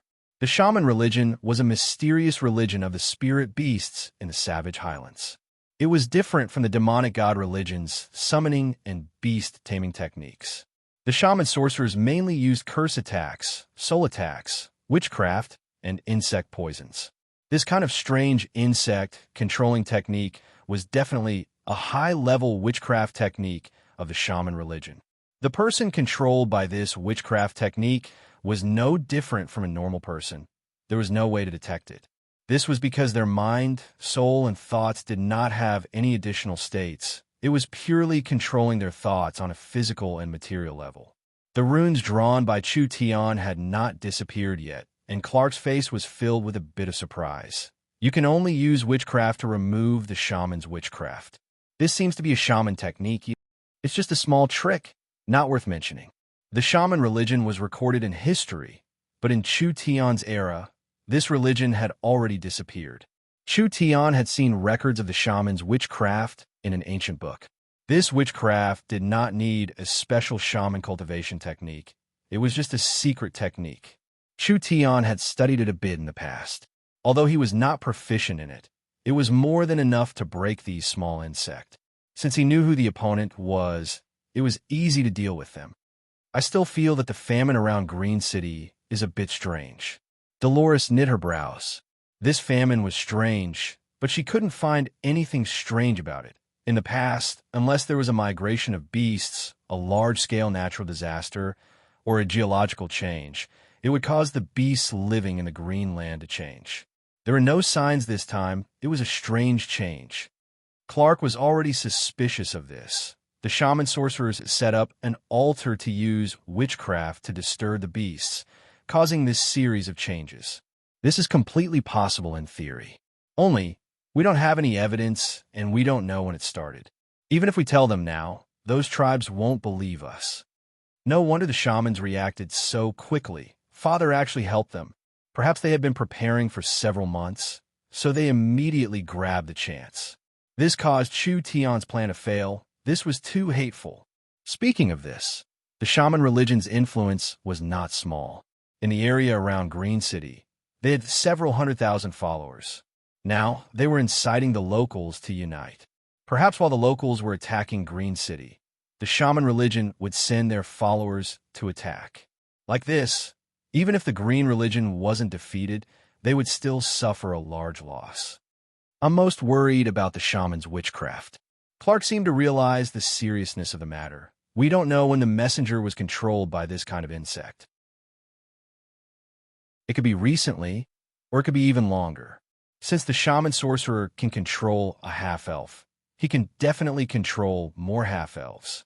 This is an objective reality. Chu Tian carefully introduced the shaman's witchcraft. This kind of voodoo would not kill the host directly. After it drilled into the host's brain, it would quickly take over the host's brain nerves, as well as his emotions and way of thinking. The host would be completely controlled in a state of unconsciousness. He would be able to eat and sleep as usual, and the people closest to him would not notice any abnormalities. These people controlled by the voodoo were like time bombs. When the shaman religion needed to use these chess pieces, the shaman priests would use witchcraft to activate them. The host would instantly lose their ability to think and become a puppet under the control of the shaman's witchcraft. The shaman sorcerer did not need to completely control the host's thoughts and could use witchcraft to subtly change the host's thoughts.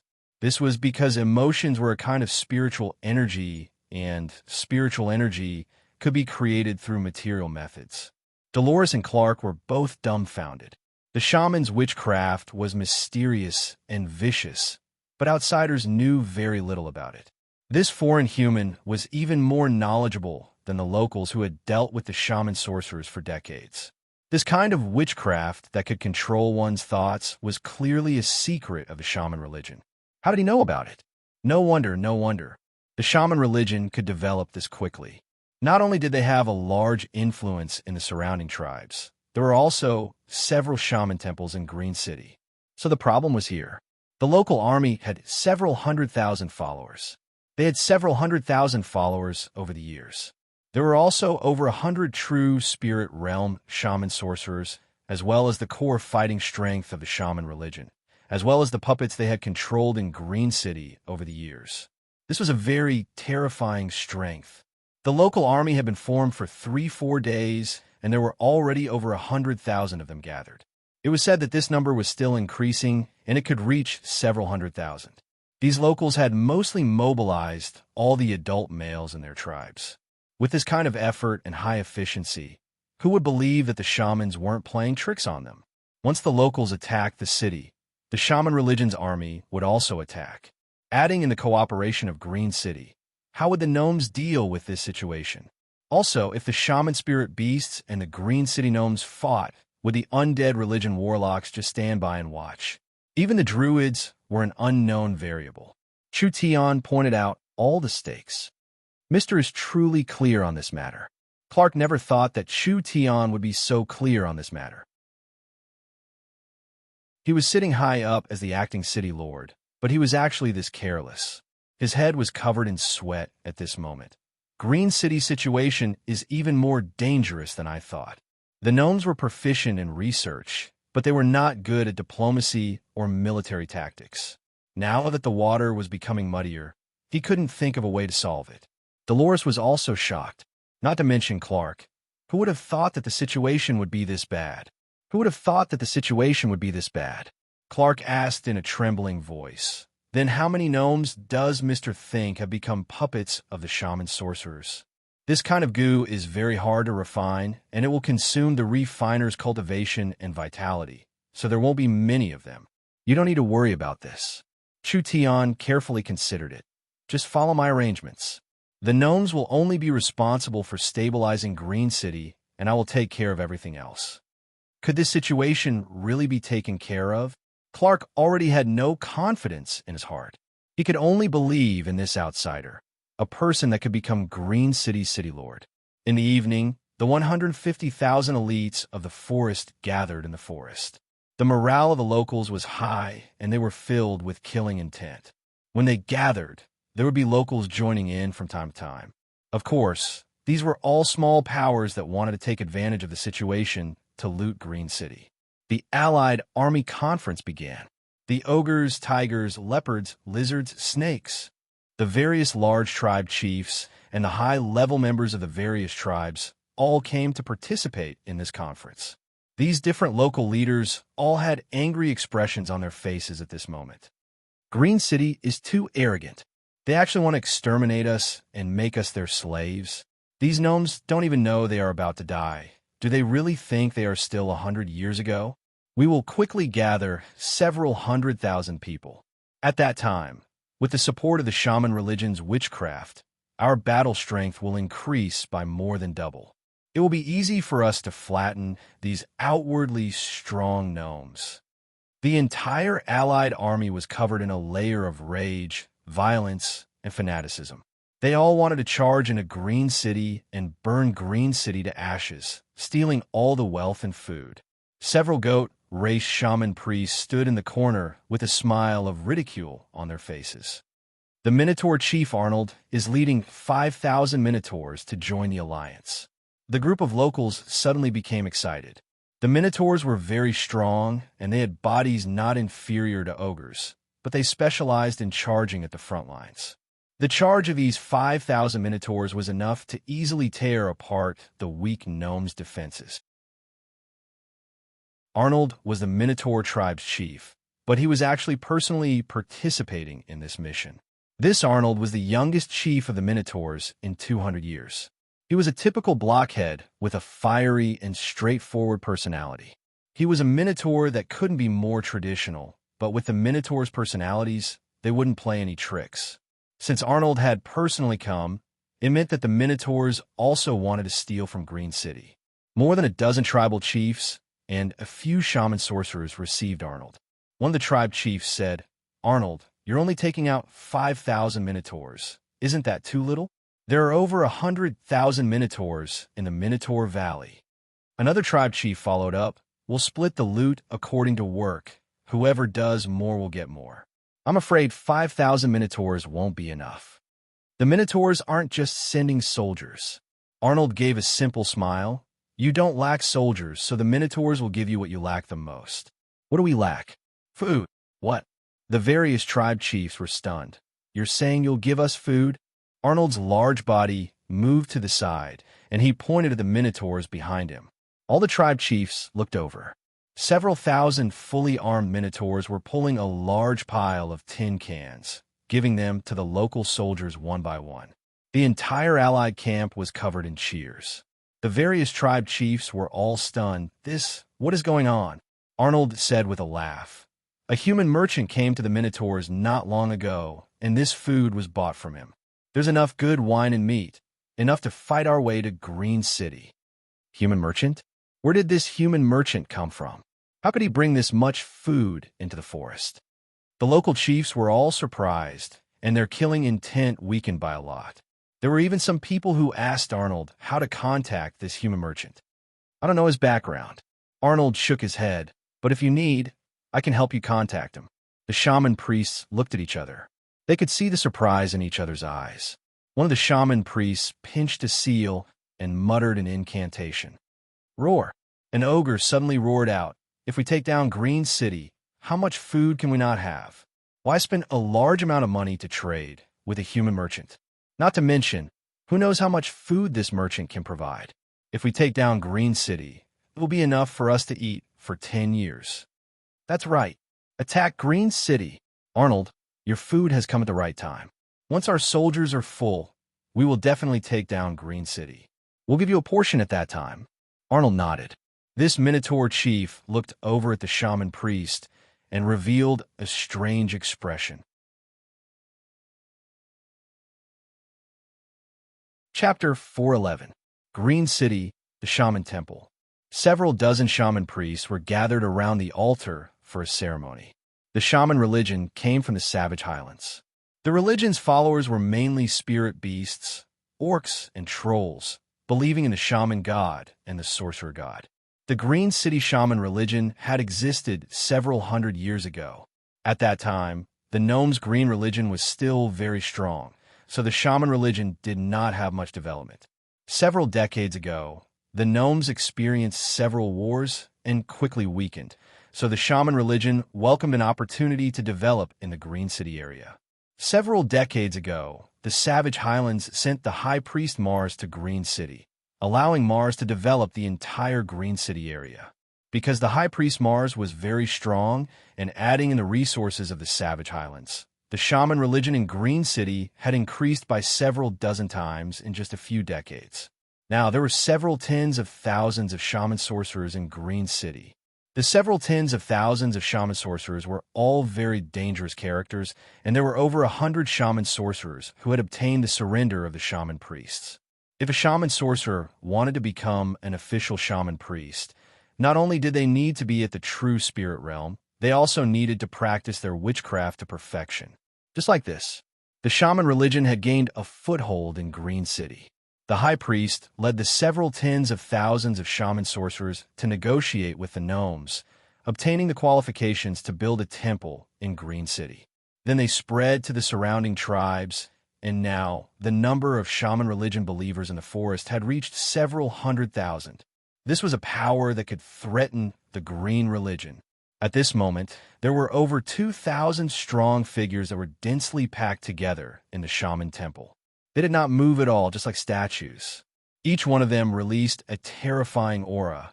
They were definitely strong characters in the forest. They were already not people. These fellows were covered in the runes of the shaman religion, just like a giant human painting. From their feet to their legs to their bodies, from their heads to their chests to their fingers, they were completely covered. A strong curse and witchcraft energy was being released from these people's bodies. Voodoo puppets. These were puppets refined from extremely cruel witchcraft. The shaman sorcerers sang and danced around the voodoo puppets for a while before suddenly gently pulling the voodoo puppets' hair. In the end, their scalps and skulls were pulled out, just like opening a lid, but these voodoo puppets did not move at all. The brains of every wizard puppet had long been hollowed out. The shaman sorcerer grabbed a bunch of worms, which looked like thousands of centipedes or earthworms, and stuffed them into the empty skull of the shaman puppet. Every insect was a witchcraft that the shaman sorcerer had spent a lot of effort to refine. After stuffing these insects that contained powerful witchcraft power into the shaman puppet's brain, the shaman sorcerer immediately covered its skull and started singing again. On the shaman altar, a white-haired old troll raised his hands high. A thick and vigorous energy revolved around the shaman temple. Great shaman god and witch god, please accept the sacrifice of your servant and bestow upon the wizard puppet great power. A burst of intense light exploded from the altar, turning into thousands of light beams that landed on the Wu puppet's body. The worms that were wriggling in the skull instantly became several times more active, drilling into the Wu puppet's body. Every Wu puppet had worms crawling under its skin, and the light from the shaman runes on its body became even more intense. Finally, the things that were motionless like statues were awakened. Their originally empty eyes suddenly had eyeballs, and they were filled with spirit. They all knelt down on one knee, and a deep voice came from their mouths. Long live the shamans!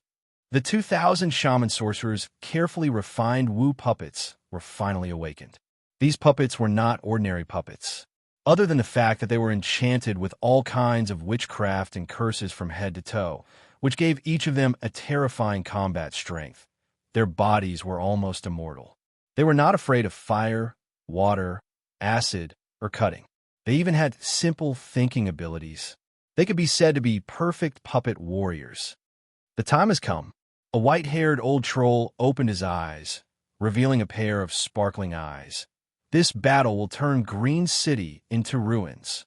This was the shaman high priest Mars from the Savage Highlands. He was an old troll with unfathomable witchcraft and was already over 150 years old this year.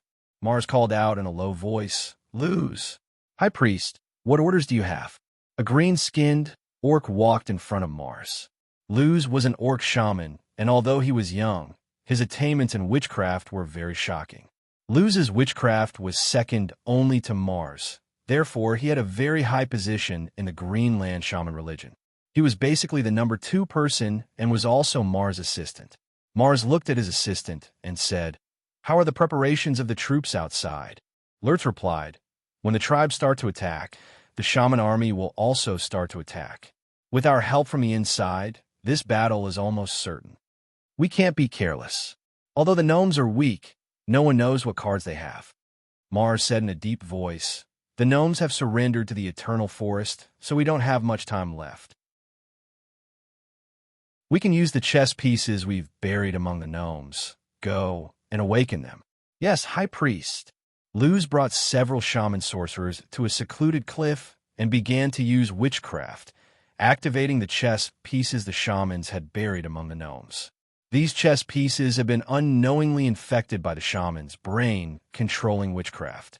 The goo had already parasitized the brains of the gnomes, and as long as the shamans did not activate it, the gnomes would return to normal. Now it was time to use these chess pieces. Luz and the shaman sorcerers began to chant, and immediately felt the existence of the witchcraft. They were all activated, allowing the witchcraft to take over their thoughts, making these gnomes come here to meet him. The sorcerer could send a few simple messages to the witchcraft, like calling them over. But those complex instructions could not be directly sent. The shaman sorcerer had to bring the host to their side and directly send detailed instructions to the host. After around 20 minutes, 5 gnomes appeared here. These were the 5 gnomes controlled by the shaman sorcerers. They were all high-level gnomes, and as long as they controlled these gnomes, they could open the barrier at the critical moment and turn off the green protectors. This would paralyze Green City's defenses and increase the shaman religion's chances of winning by at least 20%. "Let's begin." Luz waved his hand. The 5 shaman sorcerers walked over to the 5 gnomes. They were prepared to control them and send out the relevant instructions. Suddenly, the 5 gnomes made a move at almost the same time. Poisonous vines shot out from the ground and instantly wrapped around the 5 defenseless shaman sorcerers. Finally, a vine pierced through their bodies. "What?" Luz was shocked. Before he could understand what was happening, the grass around him was suddenly bestowed with some kind of power as a low and deep voice echoed in his ears. "God of nature above, please bestow the vitality of a giant dragon upon all living beings." This was the Green Religion's giant dragon's power technique. It was definitely a high-level technique. There were less than 10 people in Green City that could use this move. Luz could no longer run. The originally soft grass suddenly began to wildly swell, instantly turning him into a giant rice dumpling. When the natural energy was added, each blade of grass became harder than steel and had a very terrifying strength. As long as the other side was willing, even an earth dragon could be turned into mincemeat. The energy released from the grass could even suppress Luz's spirit energy, making him lose the ability to resist. Clark put down his staff and gave a cold laugh. "You didn't expect it. It's you." Luz looked at Clark and then at the 5 dead sorcerers before looking at the 5 normal gnomes.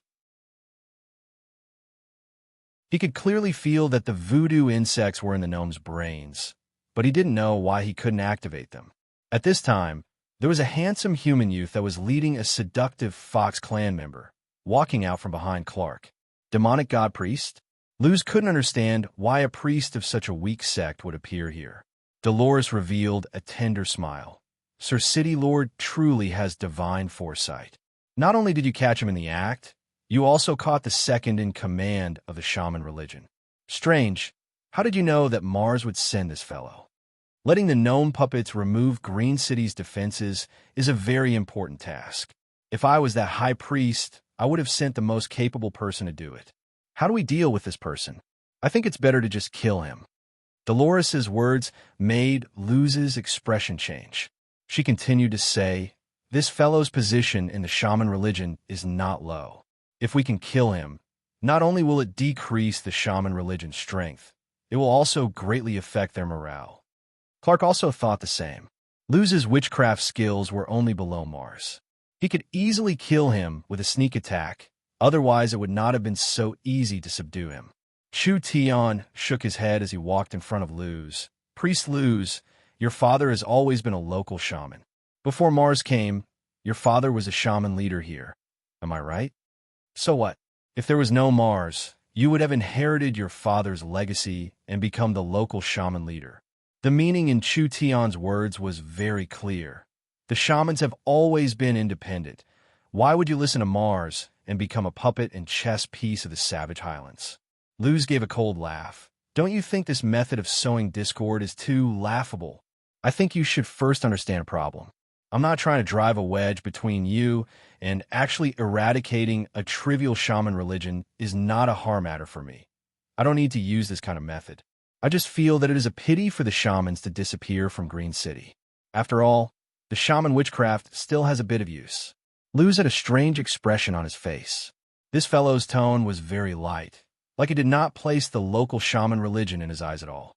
Mars was a shaman priest sent by the Savage Highlands. He had directly received orders from the Savage Highlands, so there was no possibility of peace talks. The only one he could use was Luz. Chu Tian then said, "First let me introduce myself. I am the Elven King's Green City's city lord, and this place will become my territory. I'll give you two choices now. One is to turn to ashes with the shamans, or the other is to join hands with me to defeat Mars. I'll let you become the local shaman leader, giving you protection and freedom. I'll allow the shamans to become a member of Green City and let you develop in Green City. Why would the Eternal Forest send a human to be the city lord?" Luz looked at Clark beside him. Although Clark's expression was a bit complicated, it seemed to confirm his words. "I don't know much about curses or witchcraft, but I have a bit of confidence in my alchemy skills." Chu Tian took out a pill and forcefully shoved it into Luz's mouth. "This pill will take effect in 3 days and corrode your entire body, finally causing you to dissolve and die. Don't try your luck. There is no one in the Forest of Chaos that can cure my pill. I believe you are a smart person, and a smart person should know how to make a smart choice. I have at least 10 ways to destroy you. Even if Green City can't destroy you, are you willing to be ordered around by the Savage Highlands and become a pawn that can be sacrificed at any time? I've already said this. You can decide for yourself." Chu Tian waved his hand at Clark, and Clark released him. Chu Tian did not even look at him, as he immediately left with Clark and Dolores. Damn! Luz could feel that there was a medicinal energy that had spread to every cell in his body in just a few seconds. He had never seen such a powerful poison that could hide itself. The human was not lying. Perhaps it would be hard to find someone in the Forest of Chaos that could cure this poison. Not to mention that the incubation period was only 3 days. This also meant that if he didn't make a choice in 3 days, he would die for sure. Damn, he had fallen to this point because of a moment of carelessness. Where did that mysterious human come from? From their appearance, it seemed like they did not place the shaman religion in their eyes. When Luz returned to the shaman temple, High Priest looked at him. "Have you arranged the chess pieces?" Luz lowered his head with a strange look in his eyes. He said in a calm voice, "High Priest can be assured, everything has been arranged." Chapter 412. Luz could not explain the reason. When he saw that young human, he had a bad premonition in his heart. What made him make this decision in the end was not the poison in his body, but rather the human's methods. He could break the witchcraft. The 5 gnomes were clearly controlled by the witchcraft. The witchcraft was still in their minds, but the shaman sorcerer had lost control of them. This made Luz feel very uneasy. The shaman sorcerer's witchcraft curse could not be broken. This was where the shaman sorcerer's confidence came from. Now the truth was in front of him. Not only had the witchcraft been broken, he had also seen through the shaman religion's plans. The gnome Clark was already making preparations. Like this, the shamans were in a disadvantageous position. This battle that they had a 90% chance of winning had been reduced by at least half. Luz's ancestors had come to the Green City area, and he had been a native shaman since his father's generation, so he did not have much contact with the Savage Highlands. If it wasn't for the Savage Highlands sending High Priest Mars, the two of them would have become two different powers. This was something that the human had calculated very accurately. Although Mars had absolute authority in the religion and all the shaman priests had to listen to him, the local shaman sorcerers made up the majority of the Greenland shamans. Rather than saying they were afraid of High Priest Mars, it was better to say they were afraid of the giant hidden in the Savage Highlands. Once the Savage Highlands were enraged, the little Greenland shamans were not worth mentioning at all. In fear of this giant, the Greenland shamans had no choice but to accept Mars' leadership, becoming a power placed in Green City by the Savage Highlands. According to normal development, the shaman sorcerers would continue to erode the gnomes and finally control Green City. Who would have thought that the gnomes would suddenly rely on the eternal forest? This made the Savage Highlands very angry. In order to prevent the eternal forest from controlling the city, they decided to destroy Green City. The Green City Shaman's foundation was in Green City, so without Green City, they would be greatly affected. The gnomes were not weak, so if they went all out against the gnomes, the shamans would have to pay a heavy price. Not to mention that Green City already belonged to the eternal forest. The strength of the elves was not something the shamans could imagine. Luz could already vaguely feel that they had become a chess piece for the forest giants. A chess piece used to test the eternal forest bottom line. A chess piece that could be sacrificed at any time. Lurtz pondered for a long time before coming to a decision. He said to the shaman beside him, "Call Priest Carell and Priest Hilton over. I have something to discuss with them." Priest Carell and Priest Hilton were Luz's trusted aides and the main leaders of the Green Country shamans, so he had to discuss this matter with them. Chu Tian brought Dolores and Clark away from Lurtz. Clark said uneasily, "You gonna let Luz off just like that?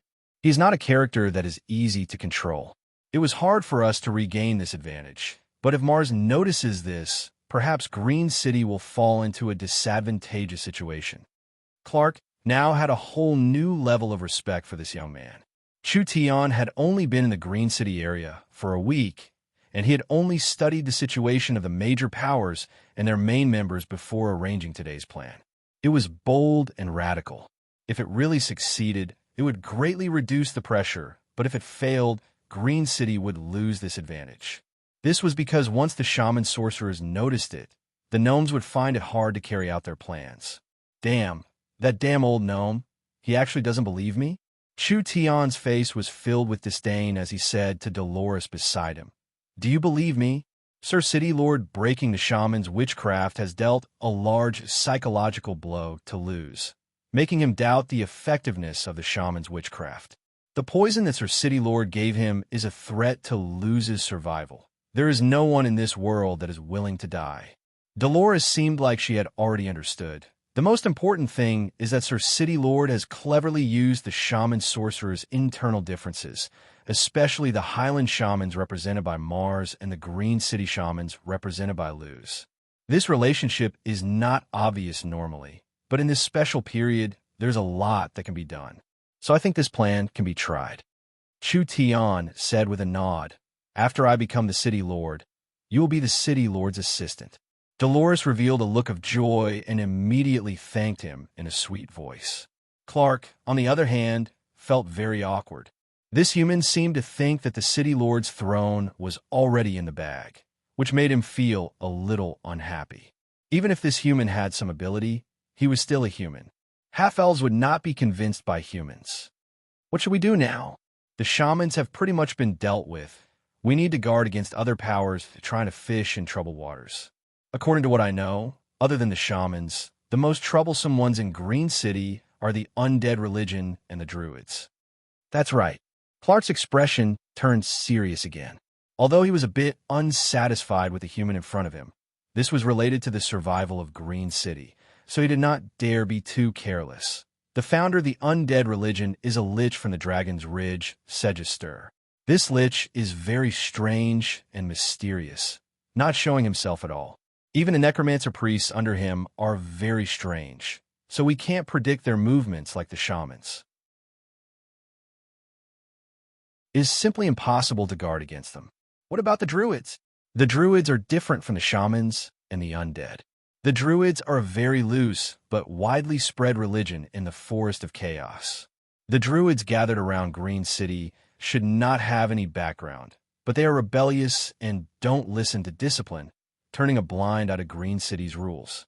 They have been doing things their own way for a long time, which gives me a headache. It's like this. The gnomes really had no future. A good city was actually turned into this by these foreign powers. It was no wonder they had to rely on the eternal forest. Dolores asked, "Our main enemy this time is the shamans. Although we can't rule out the undead and druids taking advantage of the chaos, if we make plans against them at the same time, I'm afraid it will scatter our energy and it will be disadvantageous to the overall situation." You're right. Chu Tian did not plan on eliminating them all at once. After all, with Green City's current strength, it was not enough to fight 1 against 3. He asked Clark, "How many green protectors does Green City have?" "There are a total of 3,000, with 2,000 being weakened by a strange disease. The others need to guard the passages and passes, so I'm afraid there is no way to transfer them." "Strange disease?" Chu Tian slightly knit his brows. "Bring me to take a look." Clark brought Chu Tian to an open-air temple in Green City. This was one of the places where the green protectors were cultivated. There were several hundred green protector seedlings that were currently growing under the light of the green altar. Other than that, there were several hundred giant green protectors that had been moved here. They were all complete, but they could no longer be used. The green protector was a very powerful synthetic life form. It was created by the gnomes from the ancient war trees and was controlled by the green religion's priests. It could be considered one of the gnomes' greatest inventions. Each green protector could be used for 1,000 years. When Green City was at its peak 200-300 years ago, there were around 20,000 green protectors, which was enough to cover the entire territory, making it impossible for outsiders to invade. Now, there were less than 3,000 green protectors, and 2,000 of them were sick. Otherwise, how could the shamans have this much courage? There was a spring of life in the center of the temple. This was not normal spring of life. It was something that the green religion priests had blessed and refined with the power of nature. Each drop was equivalent to a barrel of spring of life. So, it was definitely a priceless treasure that had a very good effect on recovering injuries. These green protectors with strange diseases were now in a bad state. They were like dying trees with withered leaves. Although the gnomes did not hesitate to use the extremely pure spring of life to water them, they could only slow down the speed at which they withered, not showing any signs of turning around.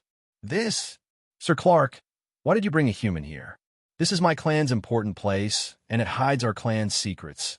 How can we let a human spy on us? No matter where he went, he wouldn't be welcomed as a human. The gnome priests all looked at him with hostile eyes. Chu Tian was too lazy to care about them, as he used his divine sense to quickly enter the green protector's body. He could vaguely feel that the green protector was filled with a strange energy, and it was this energy that was suppressing the green protector's vitality like a seal. Clark comforted the other gnomes, telling them to calm down. Since there is no hope, why not let this fellow try? The gnomes were very knowledgeable. If any gnome priest was placed in the human world, they would at least be great scholars, or even scholars with the title of Kingdom Scholar. At least in this forest, there were few groups more knowledgeable than the gnomes. If all of this intelligence gathered together could not solve this problem, perhaps they would have to invite a sage to solve it. Moreover, it had to be a sage specializing in plants and life. Such a young human. How could he be a human titled sage? The gnome's eyes were filled with disdain and disdain. Chu Tian took back his hand. This is a kind of death energy forming a slow-acting curse. I think it was done by the Lich. This fits their style. Dolores asked in a curious voice, "Is there a way to cure them?" "There is, but normal methods would require a lot of effort because these life forms have been deeply corroded by the curse. I'm afraid they won't be able to recover in a short period of time, so they won't be able to make it in time for this battle." Chu Tian hesitated for a few minutes before taking out a small bottle that was filled with a dark red liquid. He gave the bottle to Dolores. "Pour this into the water of life, and then use the water of life to water them. The gnomes were all stunned. What did this human want to do? Dolores immediately wanted to do this, but she was stopped by several white-bearded gnomes. They looked at the fox girl and the human with wary eyes. One was a heretic, and the other was a sly human. Only the heavens knew what these two wanted to do. Clark gave a gentle cough. Let them try it. There's no better way anyways. Dolores glared at the gnomes before pouring the contents of the bottle into the water of life. Almost in an instant, the entire spring water was covered in a layer of dark red as a strange energy was added to it. Dolores could feel the energy inside, so she looked at it with a questioning gaze. Chu Tian nodded. Pour it. She immediately poured the water onto the half-dead green protector. An unbelievable thing happened. The moment the light red droplet landed on the green protector's body, there was a sizzling sound. Wherever the water droplet touched, the gray color disappeared, and the place it touched was filled with vitality. Those withered leaves were instantly filled with vitality. The gnomes were all stunned. What was going on? This was completely incomprehensible. Chu Tian revealed a pained expression. The divine blood could break any curse, and this spring water from the spring of life could revive the green protectors. So naturally, it would have a good effect. Chu Tian did not have much divine blood on him. This thing could be used to refine the divine blooding corpses, so using it like this was a bit too extravagant. However, the effect was immediate. Before long, many of the green protectors would completely recover, and this new battle strength would be enough to stabilize the rear. You're tuning into the Warrior Lore YouTube channel. Don't forget to subscribe and join us on this journey to catch the most captivating stories.